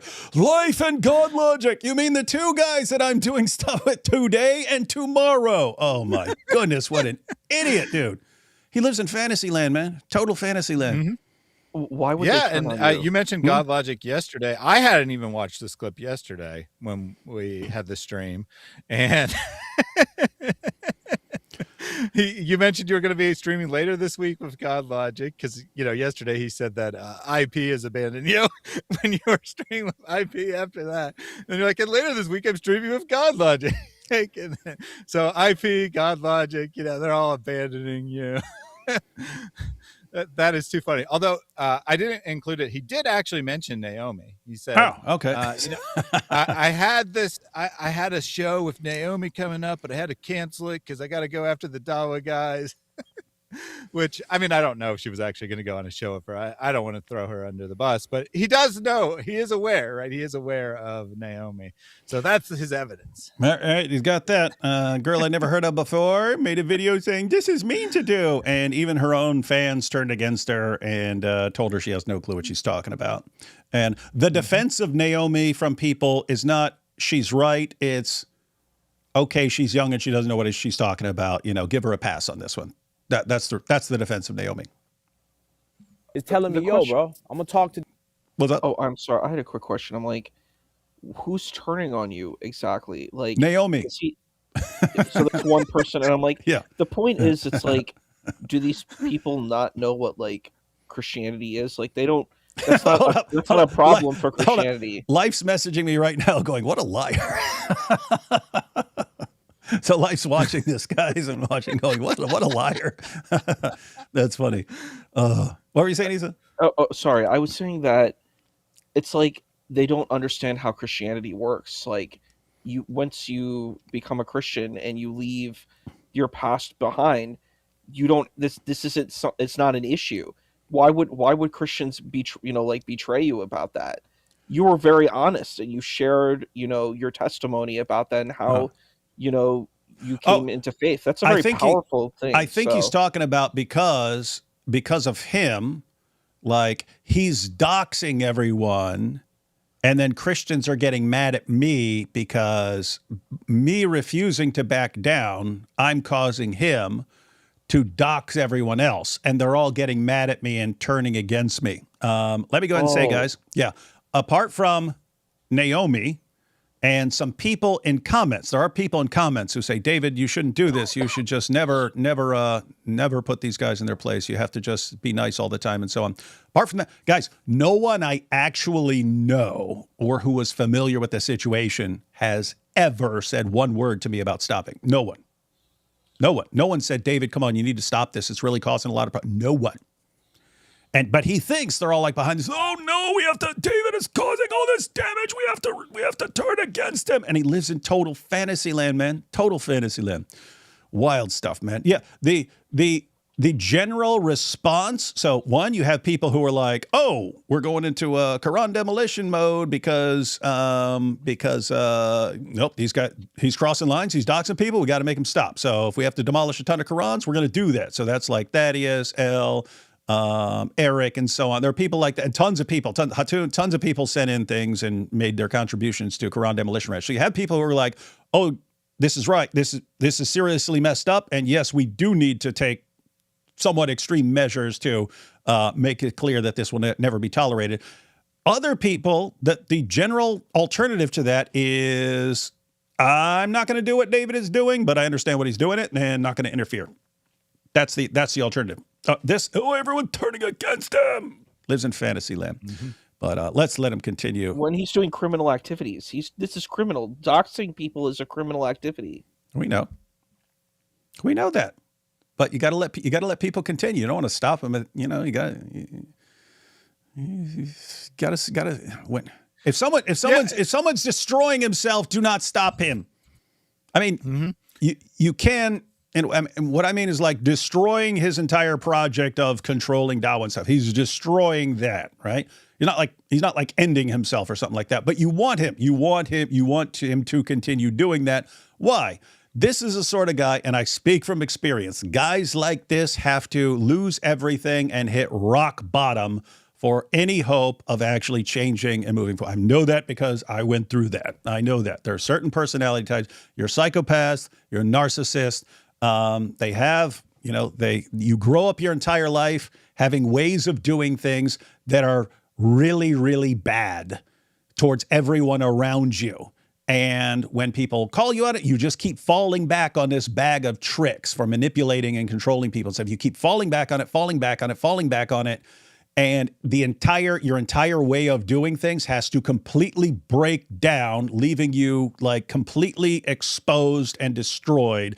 And that right there is the only hope for someone with this mentality. You just have to hit absolute rock bottom so that you say, okay, this is how I have done things. This is what has led to maybe my entire way of living is just massively screwed up. And this is the proof I am terrible and I need to change. And when you hit that rock bottom like that, Isa, you're about that far away from becoming a Christian. Just so you know. That's why you have a problem. You're too nice and everyone praises you for being nice. So you think, I'm the greatest person in the world. What do I need Jesus for? Definitely not that, but I hear you. Yeah, I definitely do not think I'm the greatest. I'm definitely the least of the least, but thank you. All right, here we go. David next time, like whoop de whoop whoop, aka like me and Logic ain't really down with what David's doing, right? They were slowly all getting there. They already knew what it was. It's war. Christians were turning on David. Guys, you're confusing people saying we're not doing that with Christians turning on me. Guess what? I don't think most Christians should be doing this. Mm-hmm. Matter of fact, I say that in the interview that we recorded before this. This is going to be linked to. This is not. Someone needs to do this. But most don't, right? Most Christians who are doing apologetics and so on should want to keep up, good relations with other people and Muslims and so on. But someone needs to do this, and it might as well be me. I'm happy to do it. Have you seen David rip anything? No, because he's feeling pressure behind the scenes. Just because you didn't see it. Thaddeus, aren't we about to come out with the top 100 video? Yep. That's going to be my next project. Had to get these videos guys. out about. Yeah, guys, we already have the 100. We just have to compile them. What an idiot. Yep. That is going to I'm going to try to get that out by this weekend on Quran and Demolition Ranch, the top 100. I'm going to compile them together, and then David's going to watch it over and decide if he wants to add commentary to it. That'll be out soon on Quran Demolition Ranch. It was only delayed because Malik was melting down too much for us to. That's what I was about to say. You don't see David because you were going after Dawa guys. We don't want to rock that boat, Malik. We don't want to rock the boat when you're cooking all the Dawa guys and destroying all your fellow Dawa bros. You think I'm like, oh no, he's going after this guy who is the one who is responsible for doxing us all. He's exposing him and getting him disbarred. Let me distract him by ripping up a Quran. Are you kidding me? I don't want to distract you when you're going after the Dawa guys, dude. What an idiot. This is like legend status idiot. Pressure being applied. The pressure. Right? But what do you guys do? Just as that shit happens, Jake wants to go on this channel. Malik, you don't control me. That's true. Malik, you don't control me.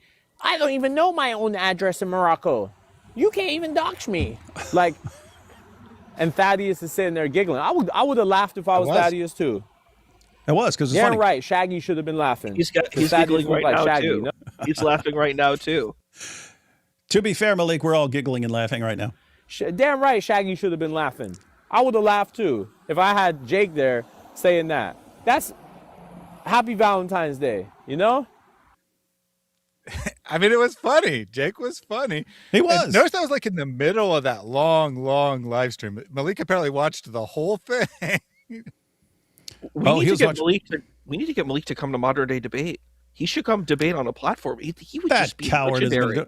He'd be amazing. I have to say, he is. I mean, from the one debate I saw, he's actually a decent debater, but that's only when he's using our argument. So I don't know how he would be defending a terrible Dawa argument. But let's see what we got going on here. Broken community. There's no infrastructure in your community. And that's the thing. Muslim Lantern, no connection to the Muslim streets. Warner, no connection to the Muslim streets. Oh, but you're connected. Hijab. But I'm connected to the Muslim street because I'm a trust fund baby. No connection to the Muslim streets. He doesn't actually mean streets. Huh? Just to be clear, when he says the streets, he really means lesser up-and-coming da'is, right? Oh, okay. He means that none of the big names are helping out anyone come up, and right, because they're narcissists. He's going to go on to say that the Christians are not like that, and he's correct. David goes on people's programs all the time that he gets absolutely no benefit out of, right? Only they benefit from it. I can say that when I barely knew David, he agreed to come on my program. I mean, we're friends now, but he agreed to come on my program when he barely knew who I was. And he probably got, he might have got like 2 subscribers or something, but he essentially got nothing out of that. And I see him do it all the time. He's going to say that God Logic does it all the time. And he's right. Christians help each other out. Muslim da'is do not. He's got a good point. Fair point. But you know another top guy I've seen too? I have not seen, looking into the Christian debate sphere, that there's this constant slinging of heresy, and I've seen a lot of you like unify like Protestants, Catholics, Orthodox. You seem to all kind of be united together, but like in this you hear, oh, he's a kafir, he's a munafiq, he's a mushrik, and like what you're told is that Muslims are supposed to be really united as an ummah.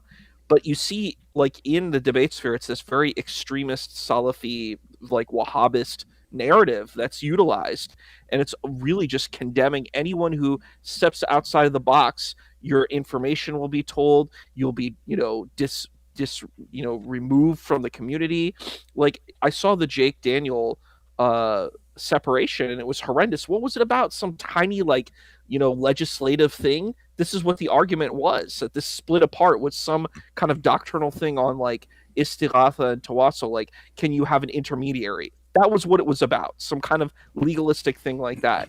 And I've seen within the Christian community that you appear to be a lot more united, and you're like, yeah, of course there might be some slight differences that we have, but you're like, we're together, we're a community.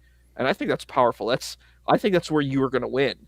You win in just, how your fellowship works. That's at least what I'm seeing. Yeah. It's wild. It's wild. It's when we have to disassociate from Daniel. It's not, because he said you can have sex with a 4-year-old girl or something like that. It's, you were wrong about this thing. Lovely. All right, back to Malik here. All have connections down low. Logic goes to Darren. Darren has that brother Maverick, Bear, Albie, even all the way down to like Ken the apologist. Logic will go on Ken the apologist live because he's doing a good little skididdle, right? We don't have that. Libiano ain't showing up to know this guy's live, and Central ain't showing up here and there, and Itachi ain't showing up here and there. Well, if you pay him, then just pay him. Mm-hmm.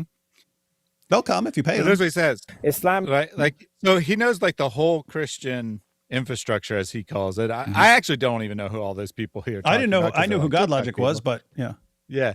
But he's saying like, God Logic goes on, this guy who's, fairly large on TikTok, but not like as massive as God Logic, obviously. And then he goes on, and because that guy's connected to these even more minor people, he goes on these people who have very small programs, and they're all helping each other out like that. They're all bringing each other up. And here in the Muslim community, we're just ripping each other down. We're just saying everyone's a kafir. The irony, though, is, of course, he does the exact same thing. The most loving community ever. But what do we preach online? Jihad, kafir, fasik. Did he just call everyone a kafir? Oh my God. We down people. I know. We down people. That's what you do for all like day. Any mistake, You just called all your fans morons. shortcoming they go through. Malik listen to music, fasik. This guy does this, fasik. This Warner does that, fasik. Muqtadi, Sheikh Uthman praises this scholar. He's out of here. Like what?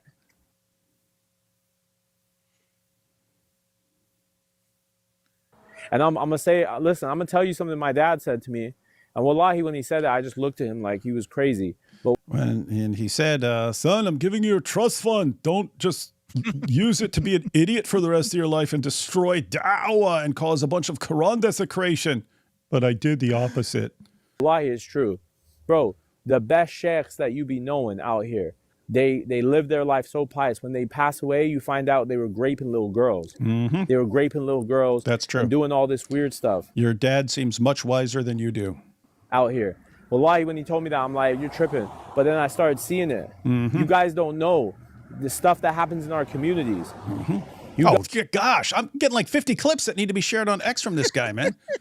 You got like these 7-year-old Pakistani girls growing up, getting touched by their husband, having like crying. Because they're like, I was touched when I was younger by my uncle or by the guy in the mosque. He groped me. This, and that. I'm just being honest. We got all of these issues on the inside. It happens. Fair point. It's taboo to talk about, but it happens. Keep talking. He did go on for a little bit longer. The chat kind of calls him out and says, you shouldn't be saying this. And he's like, what do you mean I shouldn't be saying this? They shouldn't be doing it. Yeah. Good point. No, fair point. They shouldn't be doing it, right? I agree. The problem is that no one will talk about it. And he's right about this, right? He's totally right. Actually right. He's totally right sometimes.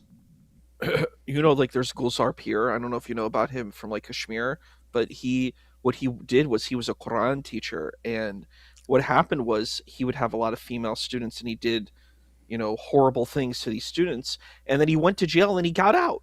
It was insane. Like people who do these horrendous things have to be caught. It's a terrible thing. Why would you allow this to happen in your community? And then you're complaining about Catholic priests. And I'm like, what about your own community? Aren't you going to deal with these types of situations? And, you go and you say, like, I saw that debate with Daniel Haqiqatju and Andrew Wilson.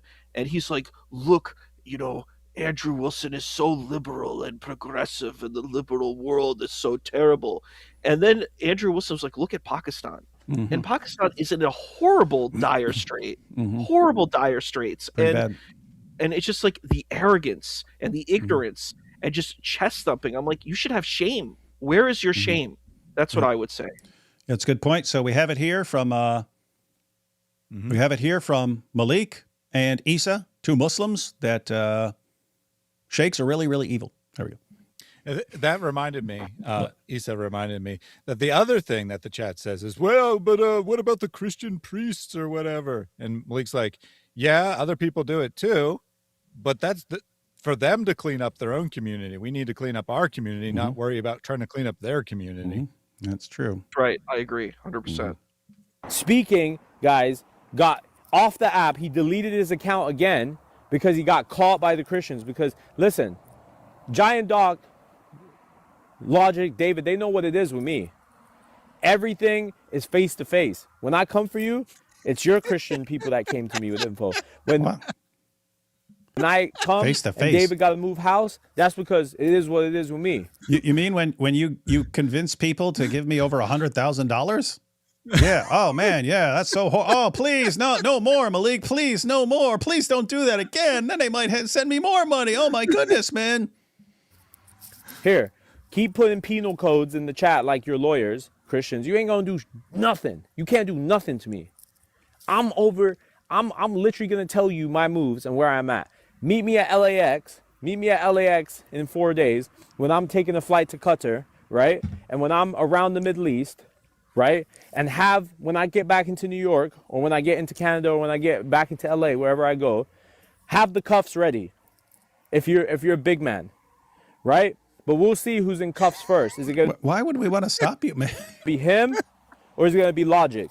Guys, if you want to get me locked up so I stop like completely destroying Dawa from within, oh my goodness, you want me to stop destroying all the Dawa guys and exposing all the evils behind the scenes? Oh my goodness, then just do it.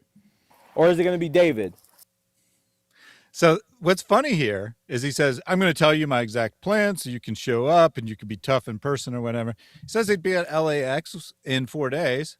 He doesn't tell you where precisely, because I mean, LAX is a massive, massive airport. It's pretty big. It's also not a very good place to try to meet someone if you're not trying to get on. Yeah, just want to. What you're going to be? Yeah, where is someone supposed to stand in LAX to find you, dude? What an idiot! And it doesn't give a time, so you got to stand. You got to find him somewhere in that airport over a 24-hour period.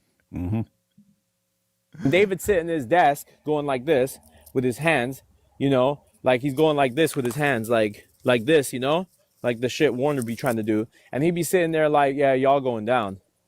Y'all going to destroy yourself. Apostasy rates are going up. Yep. You know? And he's like predicting everything ahead because he sees it. True. Prophet D. Wood got more right than Muhammad ever did. Chat, these guys don't compete in good deeds. The guys that you follow as your top debaters, they don't compete in good deeds. They compete in who can debate a kafir better. So Libiano wants to go get IP, an obvious blasphemer, an obvious like dog.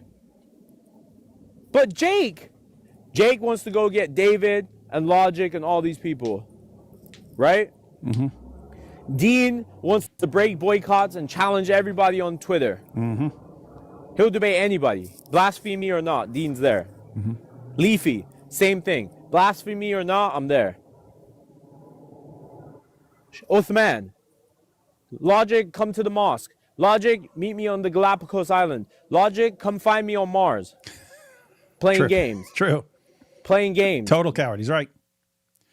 It's funny. He can see the reality of his fellow Dawa guys pretty well. But let's see what he's going to say something about the Islamic dilemma. Bro, if you don't understand the Islamic dilemma, there's going to be a long segment here. So this is towards the end. He goes into this long explanation of how none of the Dawa guys understand the Islamic dilemma, how none of them can actually solve it, how it totally works. And then he ends up giving his own interesting explanation as to how he solves it. But before you get to that, that last section there, what he said at the beginning was actually very important. He said they don't compete in good deeds, they do this instead. But the Quran explicitly commands Muslims to compete first and foremost in their good deeds. And he's saying none of the Dawa guys care about that. All they care about is being the better debater or getting that soundbite that humiliates a Christian or whatever. Enough to debate it, then don't debate it. You know why, chat? People don't understand the Islamic dilemma? Because most people don't even have a position on whether the Torah and the Injil, is this the right one? Is this the wrong one? Is this the one in historically? Is this the one not historically? We don't know. This guy says that. This guy doesn't. That's why y'all don't want to debate it, because y'all don't want to piss people off. Oh, if I say that this Torah is a made-up one, people are going to come at me. Oh, no, if I say this is the same Torah, well, people are going to bring me verses where's the book of Jashar? How could this be the Torah? Because the truth is, chat, the truth of the matter is, y'all don't actually know. Y'all don't actually have a clue. Because the early Muslims didn't really know either. Let's be honest. The early Muslims did not know what Torah and Injil they had there. All they knew was that the Quran, whatever agreed with the Quran, they went with, and whatever didn't, they didn't. Let's be real. The early attitude towards the Torah and Injil was not, this is the book from God, or this is a fake book that's not from God. It was literally whatever agrees with the prophet of God, we go with. Whatever doesn't, No, that was the position towards the people who were telling you what's in the Torah. It was whatever they say that lines up is good, and whatever else, then don't believe it. That was the position. It wasn't, but the assumption there was, if they tell you something about the Torah that doesn't line up with what you believe, it's because they're distorting it, not that the text was corrupted, dude. I know you are. Sorry, his point here is that no Muslim has ever been able to solve this, right? The early Muslims didn't solve it. The Muslims today didn't solve it. They just hear and obey, right? Basically, they don't actually have an answer to the problem. That's true. Don't. Right? That's what it was. The Muslims didn't know. The Christians and Jews knew. The Christians and Jews knew. That's what I'm saying. The Muslims didn't know if the Torah and the Injil. That's what I'm saying. You guys are talking as Muslims and as Muslims who don't. That's not your book. Christians and Jews knew. Christians and Jews knew that he was a prophet from their book. What? That's it. That's not conceding the Islamic dilemma. There's no. You guys are funny. You guys are funny. So his chat's calling him out. Yeah. They saying you conceded the dilemma. Islamic dilemma, bro. The reason why there's such thing as a dilemma is because you guys don't know what the Torah and the Injil says, because not half of y'all ain't read it. Do you know this? That the only people that are good at the Islamic dilemma are people who have actually read the Torah and the Injil? The problem is with the Islamic dilemma that you guys let this argument run for so long is that most of y'all don't. The Islamic dilemma isn't for y'all. It's for them. That's the dilemma for a Christian. No, it's your book that puts you in this dilemma. It has nothing to do with us. Right? If some fake prophet comes along and says, I affirm the inspiration and the preservation and the authority of your book, but I contradict your book on all sorts of doctrines, that's an issue for the book or for the guy saying it? I mean, he is going to kind of say that Christians can't accept Islam because they think that it contradicts Islam. He actually has hinted at it. What his solution is going to be is that the Bible doesn't actually contradict the Quran. That's actually his serious solution. Let's see. On becoming a Muslim. When they say the Islamic dilemma, they're projecting their insecurity on if the Quran is true or not. Because the way their church has taught them the Torah and the Injil goes against the Islamic teaching. Yeah, that's what I mean. That's the actual position of Islam. If what they're saying contradicts Islam, it's because they're misrepresenting it. Think about it. A Trinity. If you read the Bible, there's no such thing as a Trinity in there. There's no such thing as Jesus being God in there. If you've read, literally says it, Torah and Injil, Paul's letters, send them packing, right? If you've read the Torah and Injil, you don't find no Trinity. You don't find nothing that goes against the Quran, really. There's really nothing. There's really nothing. So there's really nothing. there's an issue. If you want to critique Trinity, then you would. The same thing goes for Tawheed. The word Tawheed is not mentioned either, so it's like you have to be consistent. No, that's always a stupid point. If you're saying the word is not mentioned, like the word theology is not mentioned in the Bible, therefore there's no theology in the Bible. Okay, come on, stop embarrassing yourself. But he actually does understand the dilemma, and he hasn't successfully, of course. He hasn't even explained why, basically, but he is actually attacking one of the two pegs. Normally, they don't attack either of the two pegs. So, yeah, he's attacking that there's contradiction. Yeah, Muslims the Quran's not wrong when it affirms the Bible because the Bible doesn't actually contradict. Yeah, Muslims attack the idea that the Quran affirms the inspiration, preservation, and authority of the Torah and the Gospel. They normally don't attack the other part, which is that the Quran contradicts the Torah and the Gospel. He's saying that's the false claim. Yes, the Quran is affirming the inspiration, preservation, authority of the Torah and the Gospel, but no, they don't contradict each other. It's just people have misinterpreted things. Good. Try that for a while. Because remember, chat, all of this fighting, all of this war was because certain Christians thought it was okay to do this al-zut, talk nasty, mock, like Thaddeus, these Triple K members think it's okay to constantly mock. And then he's got you literally on this video using the N-word. Nobody's on their live stream talking to them. They're doing it to themselves. Yeah, that's Christian love, right? And you guys claim you want to spread the gospel, right? Yeah, we do. But and we want to expose false prophets, so there's that too. Spreading the gospel, because every time you guys say that to us, all you're going to invoke is anger. So he's back to the Islamic dilemma now. The solution is we need to ask Waraka. Waraka would have whooped you on the Islamic dilemma, because Waraka obviously thought that there was no dilemma because he told the prophet that the angel that came to him was the same one as Moses. How would he know what Muhammad saw? Muhammad came back and said, "Hey, this thing choked the crap out of me up in this cave." No, I've actually pointed out before. What did Waraka actually know about Muhammad's revelation? Did he know fight those who do not believe? No. Did he know? Did he know do not take the Jews and Christians for friends? No.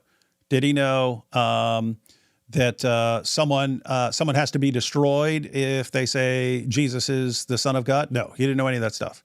He's only familiar with Muhammad's extremely early handful of revelations where Muhammad's promoting monotheism. And I have to say, if I was in that position and I see some random Arab come out of a cave and start proclaiming monotheism and start saying, "Hey, we have to follow the prophets of the Bible and so on," I might have concluded that, hey, maybe this guy's a prophet. Maybe God sent someone to the Arabs.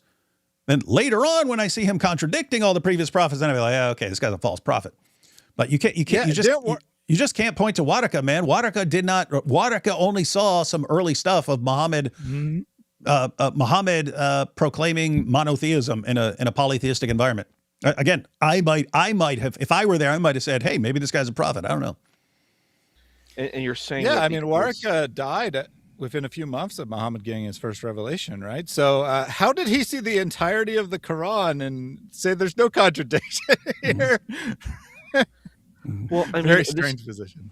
It's a very difficult situation, I think. I think Muslims have to have humility in general in these conversations, because if you want to condemn and say, well, there's contradictions in the Bible, I mean, if you're a non-Muslim and you see nasikh wa mansukh, those are the verses of abrogation, that's a contradiction. Those are contradictions. Yes, there's a reconciliatory element within your standard Islamic narrative. However, if you're a non-Muslim, you're not going to be persuaded about that.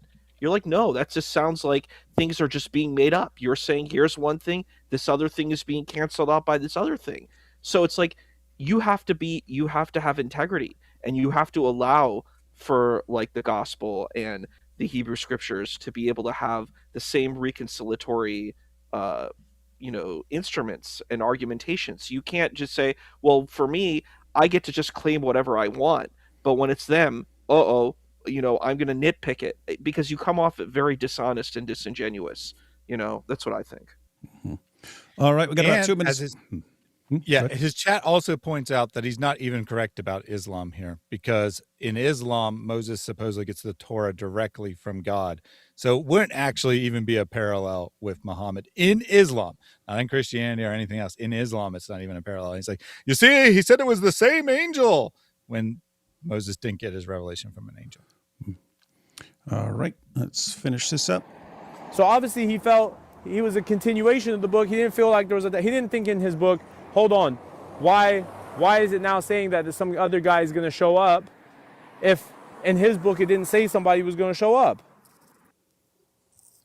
But God spoke with Moses directly? Yeah. You think every bit of revelation came directly? Are you guys okay?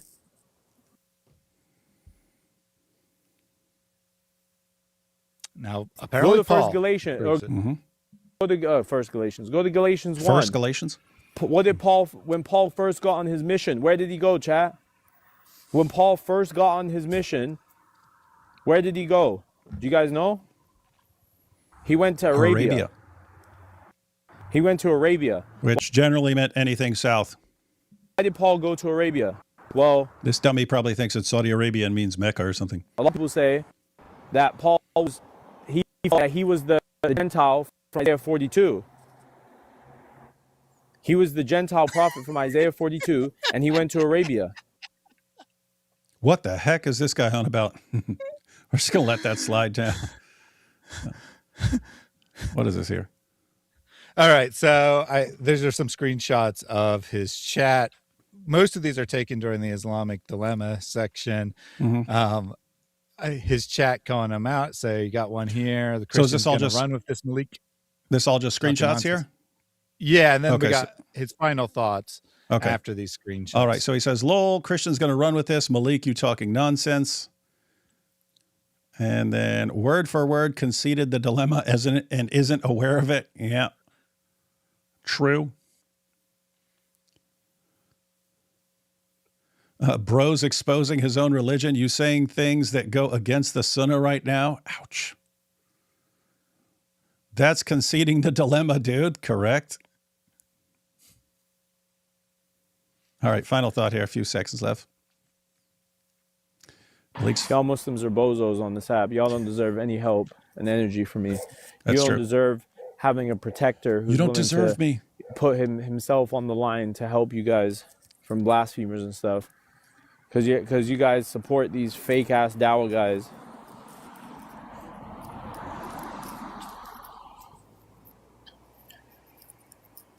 He's reading the chat.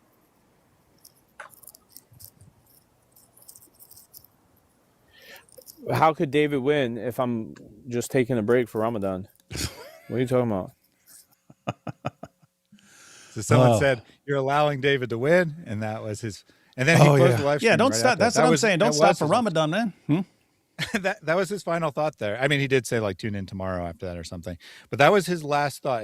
And as of right now, that appears to be that might actually be his last words to the Dawa world. Is you guys are all a bunch of bozos. You don't deserve me. You don't deserve me. But Malik, you're gonna let David win. Well, how could he win if I'm just taking a break? So he's just taking a break, but he's saying this is the end. Come on, man. Come on, Malik. We're having too much fun, man. You can't leave. All right, guy, we have to kind of zoom through these super chats real quick because I want to point everyone to Life's video. I officially dubbed the Dawood al-Zut. Yeah, guys, I'm going to go through these quickly, everyone, because we don't want everyone to fall asleep and not watch my discussion with Life. Malik under pressure gets crushed like an ice crybaby. Yep. Thank you for that. No comment. I guess Malik never heard the saying, never trust a Muslim before. Yeah, I don't know. Even I wouldn't say that. I mean, it depends on the Muslim. I would have trusted Nabil with my life. I would trust Isa with my life. Such a narcissist can't take what he dishes out. Yeah, I know. Big, spoiled hypocrite. Classic Napoleon complex. He is a sad little man. Yeah, he is. Come to Christ, Isa. Jesus loves you. Heard it here. Appreciate you. Thank you. You see, he says, don't tell me that or I'll destroy you. You guys are doing all this to Speaking Muslim over a chicken sandwich and him offering to buy the Quran so David does not burn it. Not Christ-like. A chicken sandwich. Malik did what Crusaders couldn't. Malik did what Crusaders couldn't. Islam is fading. Nice. Christianity in its present form must be uprooted from the consciousness of the world. Only then will the kingdom of God be revealed in its purity. See, we've got a rabbi here. What a dork. Malik, please tell me you guys saw Malik go on John's show and cry and lie. Yeah, we actually responded to it. We had John on with us, and we went through, we exposed his lies, and John was already seeing through him. He's like, well, show me that. Show me where David did that, and so on, and he couldn't. So, yep. But you can check out that entire live stream. The guy who found the stuff on Than uses Itachi as a PFP. What's that? Profile picture or something? Yeah, profile picture. Right. Malik thinks Dawa is so weak that they should not ever engage with anyone to convince them of the truth of Islam. In his defense, there is no truth in Islam. Fair point. By the way, is the magic word from Malik. Yeah, he's good at that. I'd give the leak fake info too. You can't be trusted, Malik. Yeah, who wants to give that guy accurate information? I know one by Pastor Toby and a few have rabbi in their name. They are all idiots, though. Had a guy the other day called Sasuke. Told him anime is haram because of art of human likeness is haram. Malik, only now at the end do you understand. Your feeble skills are no match for the power of the good side. You have paid the price for your lack of vision. That's a good point. I think I was supposed to read that as like Darth Vader or something. Itachi ibn Fugaku al-Uchiha. He's a Muslim, you see. That does sound like a Muslim name. Thaddeus is black because only black people can say that word, and Thaddeus said it, so he's black now. That is correct. As a black man, I give Thaddeus a one-time pass. Okay, Thaddeus, you are lucky, dude, because I was completely disassociating with you, but you got the pass, just like every Mexican commenter gave me a pass on my portrayal of David Segara. David Wood was responsible for 9/11, chat. That sounds like him. Bad info from speaking shows no intent to harm. That's good. That probably explains why Malik stopped doxing. He wasn't sure if the info Snaking Muslim gave him was legit and didn't want to look more foolish. Well, it's kind of hard to see how he could possibly look more foolish. I'm so going to miss Malik when he's in prison. Issa, check Tyler Joseph cover of 24 by Switchfoot. I have no idea who any of that is. I'm torn between believing Malik and suspecting he's lying. He just claimed to be in charge. Yeah, it's pretty tough to know what's going on. If you have a bunch of compulsive liars and they're all lying, it's like hard to tell who you can believe about what. Took me less than 1 minute to find Sneaking Muslim. Not hard. Malik should go to Afghanistan. I hear they really like TikTokers over there. Yeah, they do. Zut. It just says Zut. Sorry, Issa. Malik calls it like he sees it through the lens of projection. That is true. Life, I didn't know Jesus turned on you. Or are you, because Jesus is the life. Or are you still on good terms with the way and the truth? Yeah, it's a decent one. That's a decent one. Never interrupt your enemy when he's Malik. Yeah. Never stop your enemy when he's Maliking himself. Dr. Maloink is so cute. We need a tutorial, David. That's good. Malik's don't be a Muslim speech. It was pretty epic. It so breaks my heart. Malik is such an honest soul, and at the same time, he's such a massive narcissist. If he can get over himself, he can do much good. That's why I said the only hope is if he actually hits bottom. I did some research, and only about 6% of Catholic priests have charges against them in that area. They'll correct me if I'm wrong. Well, I have to say 6% would be a massively disturbing percentage. I think it's got to be 0.06% or something. No, it's higher than that. I just searched for, I searched AI for it. It said based on the 2004 John Jay report, approximately 4% of the 110,000 U.S. Catholic priests, so this is not worldwide.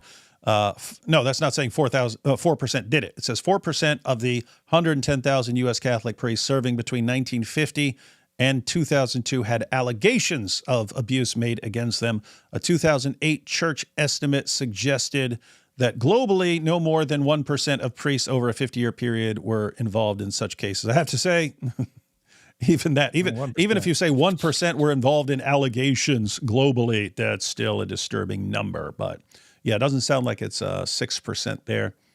And in the chat, Keen Janik in the chat saying he knows speaking personally. Also, she is asking Dawood if he wants to talk to him or her.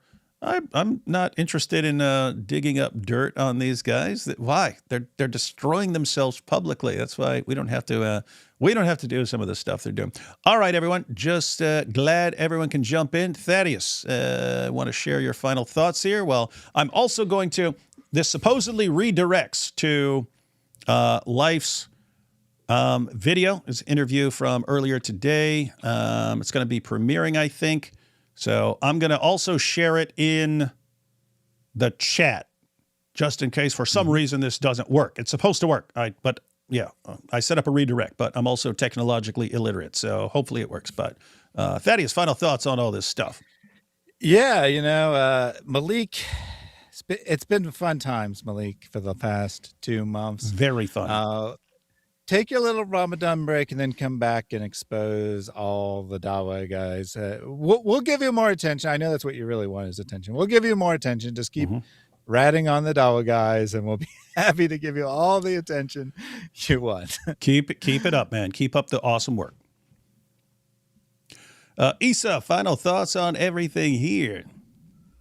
Wow. I mean, the Dawa drama is something else. It's I don't know. Every time I see it, the more unbelievable it gets to me. I'm like, what is the goal?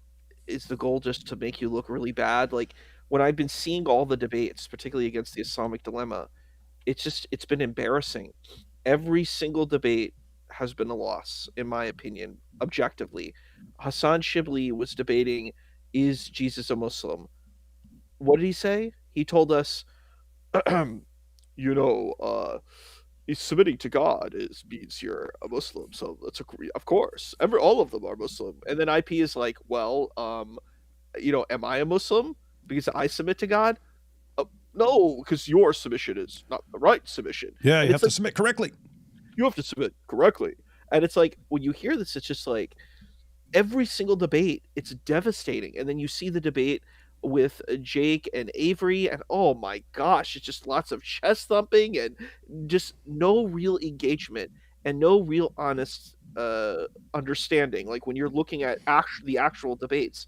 But then when it comes to the background stuff with our good friend Dr. Malik, it's just like, oh, I'm going to dox you because I don't agree with you.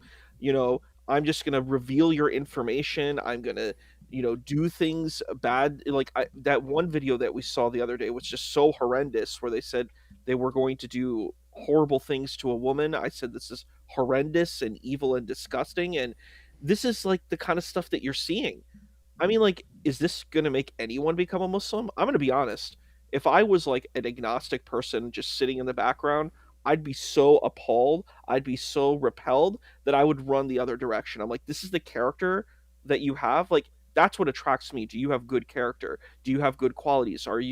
Is that how your faith, represents you overall? Like, do you give to the, the disenfranchised? Do you do that kind of stuff? That's what impresses me. But if you're like a person who's just like loud, rude, grotesque, like, I don't know, that to me is such a turnoff. I'm like, oh, this is what Islam is. I would run to the hills. If I saw the debates and the chest thumping and all of that, I'm like, oh, this is Islam. I'm done. I'll go for anything else. This is so horrible, so disgusting, so grotesque. I want to have nothing to do with it. And I think this is what they're doing. If this is what they want Islam to be, well, the people are going to run to the hills. They're anti-Dawa. That's what they're doing. No human being wants that. They're prejudiced, misogynistic. Like Thaddeus has been doing a lot of work on the disgusting thing that has been going on with Muhammad hijab and the Misyar marriage. And I went on a chat one time and was discussing it, and they were like, the guy was like, how dare you critique Muhammad hijab? And he had an anime profile, by the way. He's very strong. He's so strong, and how dare you? It's a good Dawa. And I'm He's like, very tall. and I'm like, and he's very big. He And has I'm like, he has 2 MMA fights. How dare you? and I'm like, exactly. And I'm like, I don't care. He's doing disgusting things to women. This is wrong. You have to call it out. No, we must protect the Dawa. And I'm like, so your religion is the Dawa. Your religion isn't humanity and caring about people who are being abused. That's so disgusting. Like, the Christian community standing up for Sister Aisha was such a profound, powerful move, because all these other people are like, I want to hide it. I want to do sweep it under the rug. No, you don't want to sweep it under the rug. She was abused. This is disgusting. This is awful. This is grotesque. You need to call it out, because you can't allow this to happen to people in the community. I've been actually talking. It's so sad that I have to hear this. I'm sorry I'm going on a bit, but this is an important point. I was talking to people who work in like women's shelters and stuff, like non-Muslim women who work in women's shelters, said most of the women who come in are Muslim women. Muslim women are going into these shelters, and that's just horrendous. And this is a testimony of what's going on in the Muslim community. Clean up, get better, do better. And Dr. Malik is right about that. He's 100% right. Be better, do better. Don't thump your chest while all these horrible things are going on. Don't do it. Mm-hmm. All right, that's a good point. Hope everyone's listening. And then you have some parting advice for you, Isa. Isa, listen to Malik. Don't be a Muslim. And you have wait until Isa finds out about Islamic history. Isa knows quite a bit. He's just Sufi, man. It's Sufi. He thinks differently from everyone else. All right, everyone. So we're all going to go over to, I'm going to share the link now, but supposedly this redirects, and it's redirecting to the premiere of my discussion with Life. He wanted to actually interview and sort of get to the bottom of all, kind of give a timeline and so on. What started all of this? What's the thinking behind it and so on? Because lots of people just, they don't know the background. They just see someone, ripping up a Quran, stuff like, what's going on here? This is messed up. So anyway, we had a nice long discussion going back through the entire history of it. So I'm sharing the link now. This live stream also redirects. So I don't know exactly how that works. I guess it's just going to, when I stop it, is it just going to turn into the premiere over there? But it premieres in 3 minutes over on Life Rants, So everyone go check that out. And we'll see you again real soon. Have fun, everyone. Go check out that video. We'll have more to come soon. And we're gonna miss you, Malik, if you don't say anything else through Ramadan. We'll miss you. But come on, don't be a coward. You know you got some stuff to say. Time is short. It's almost Ramadan. Do it. Talk to y'all soon. Let's see if this thing works.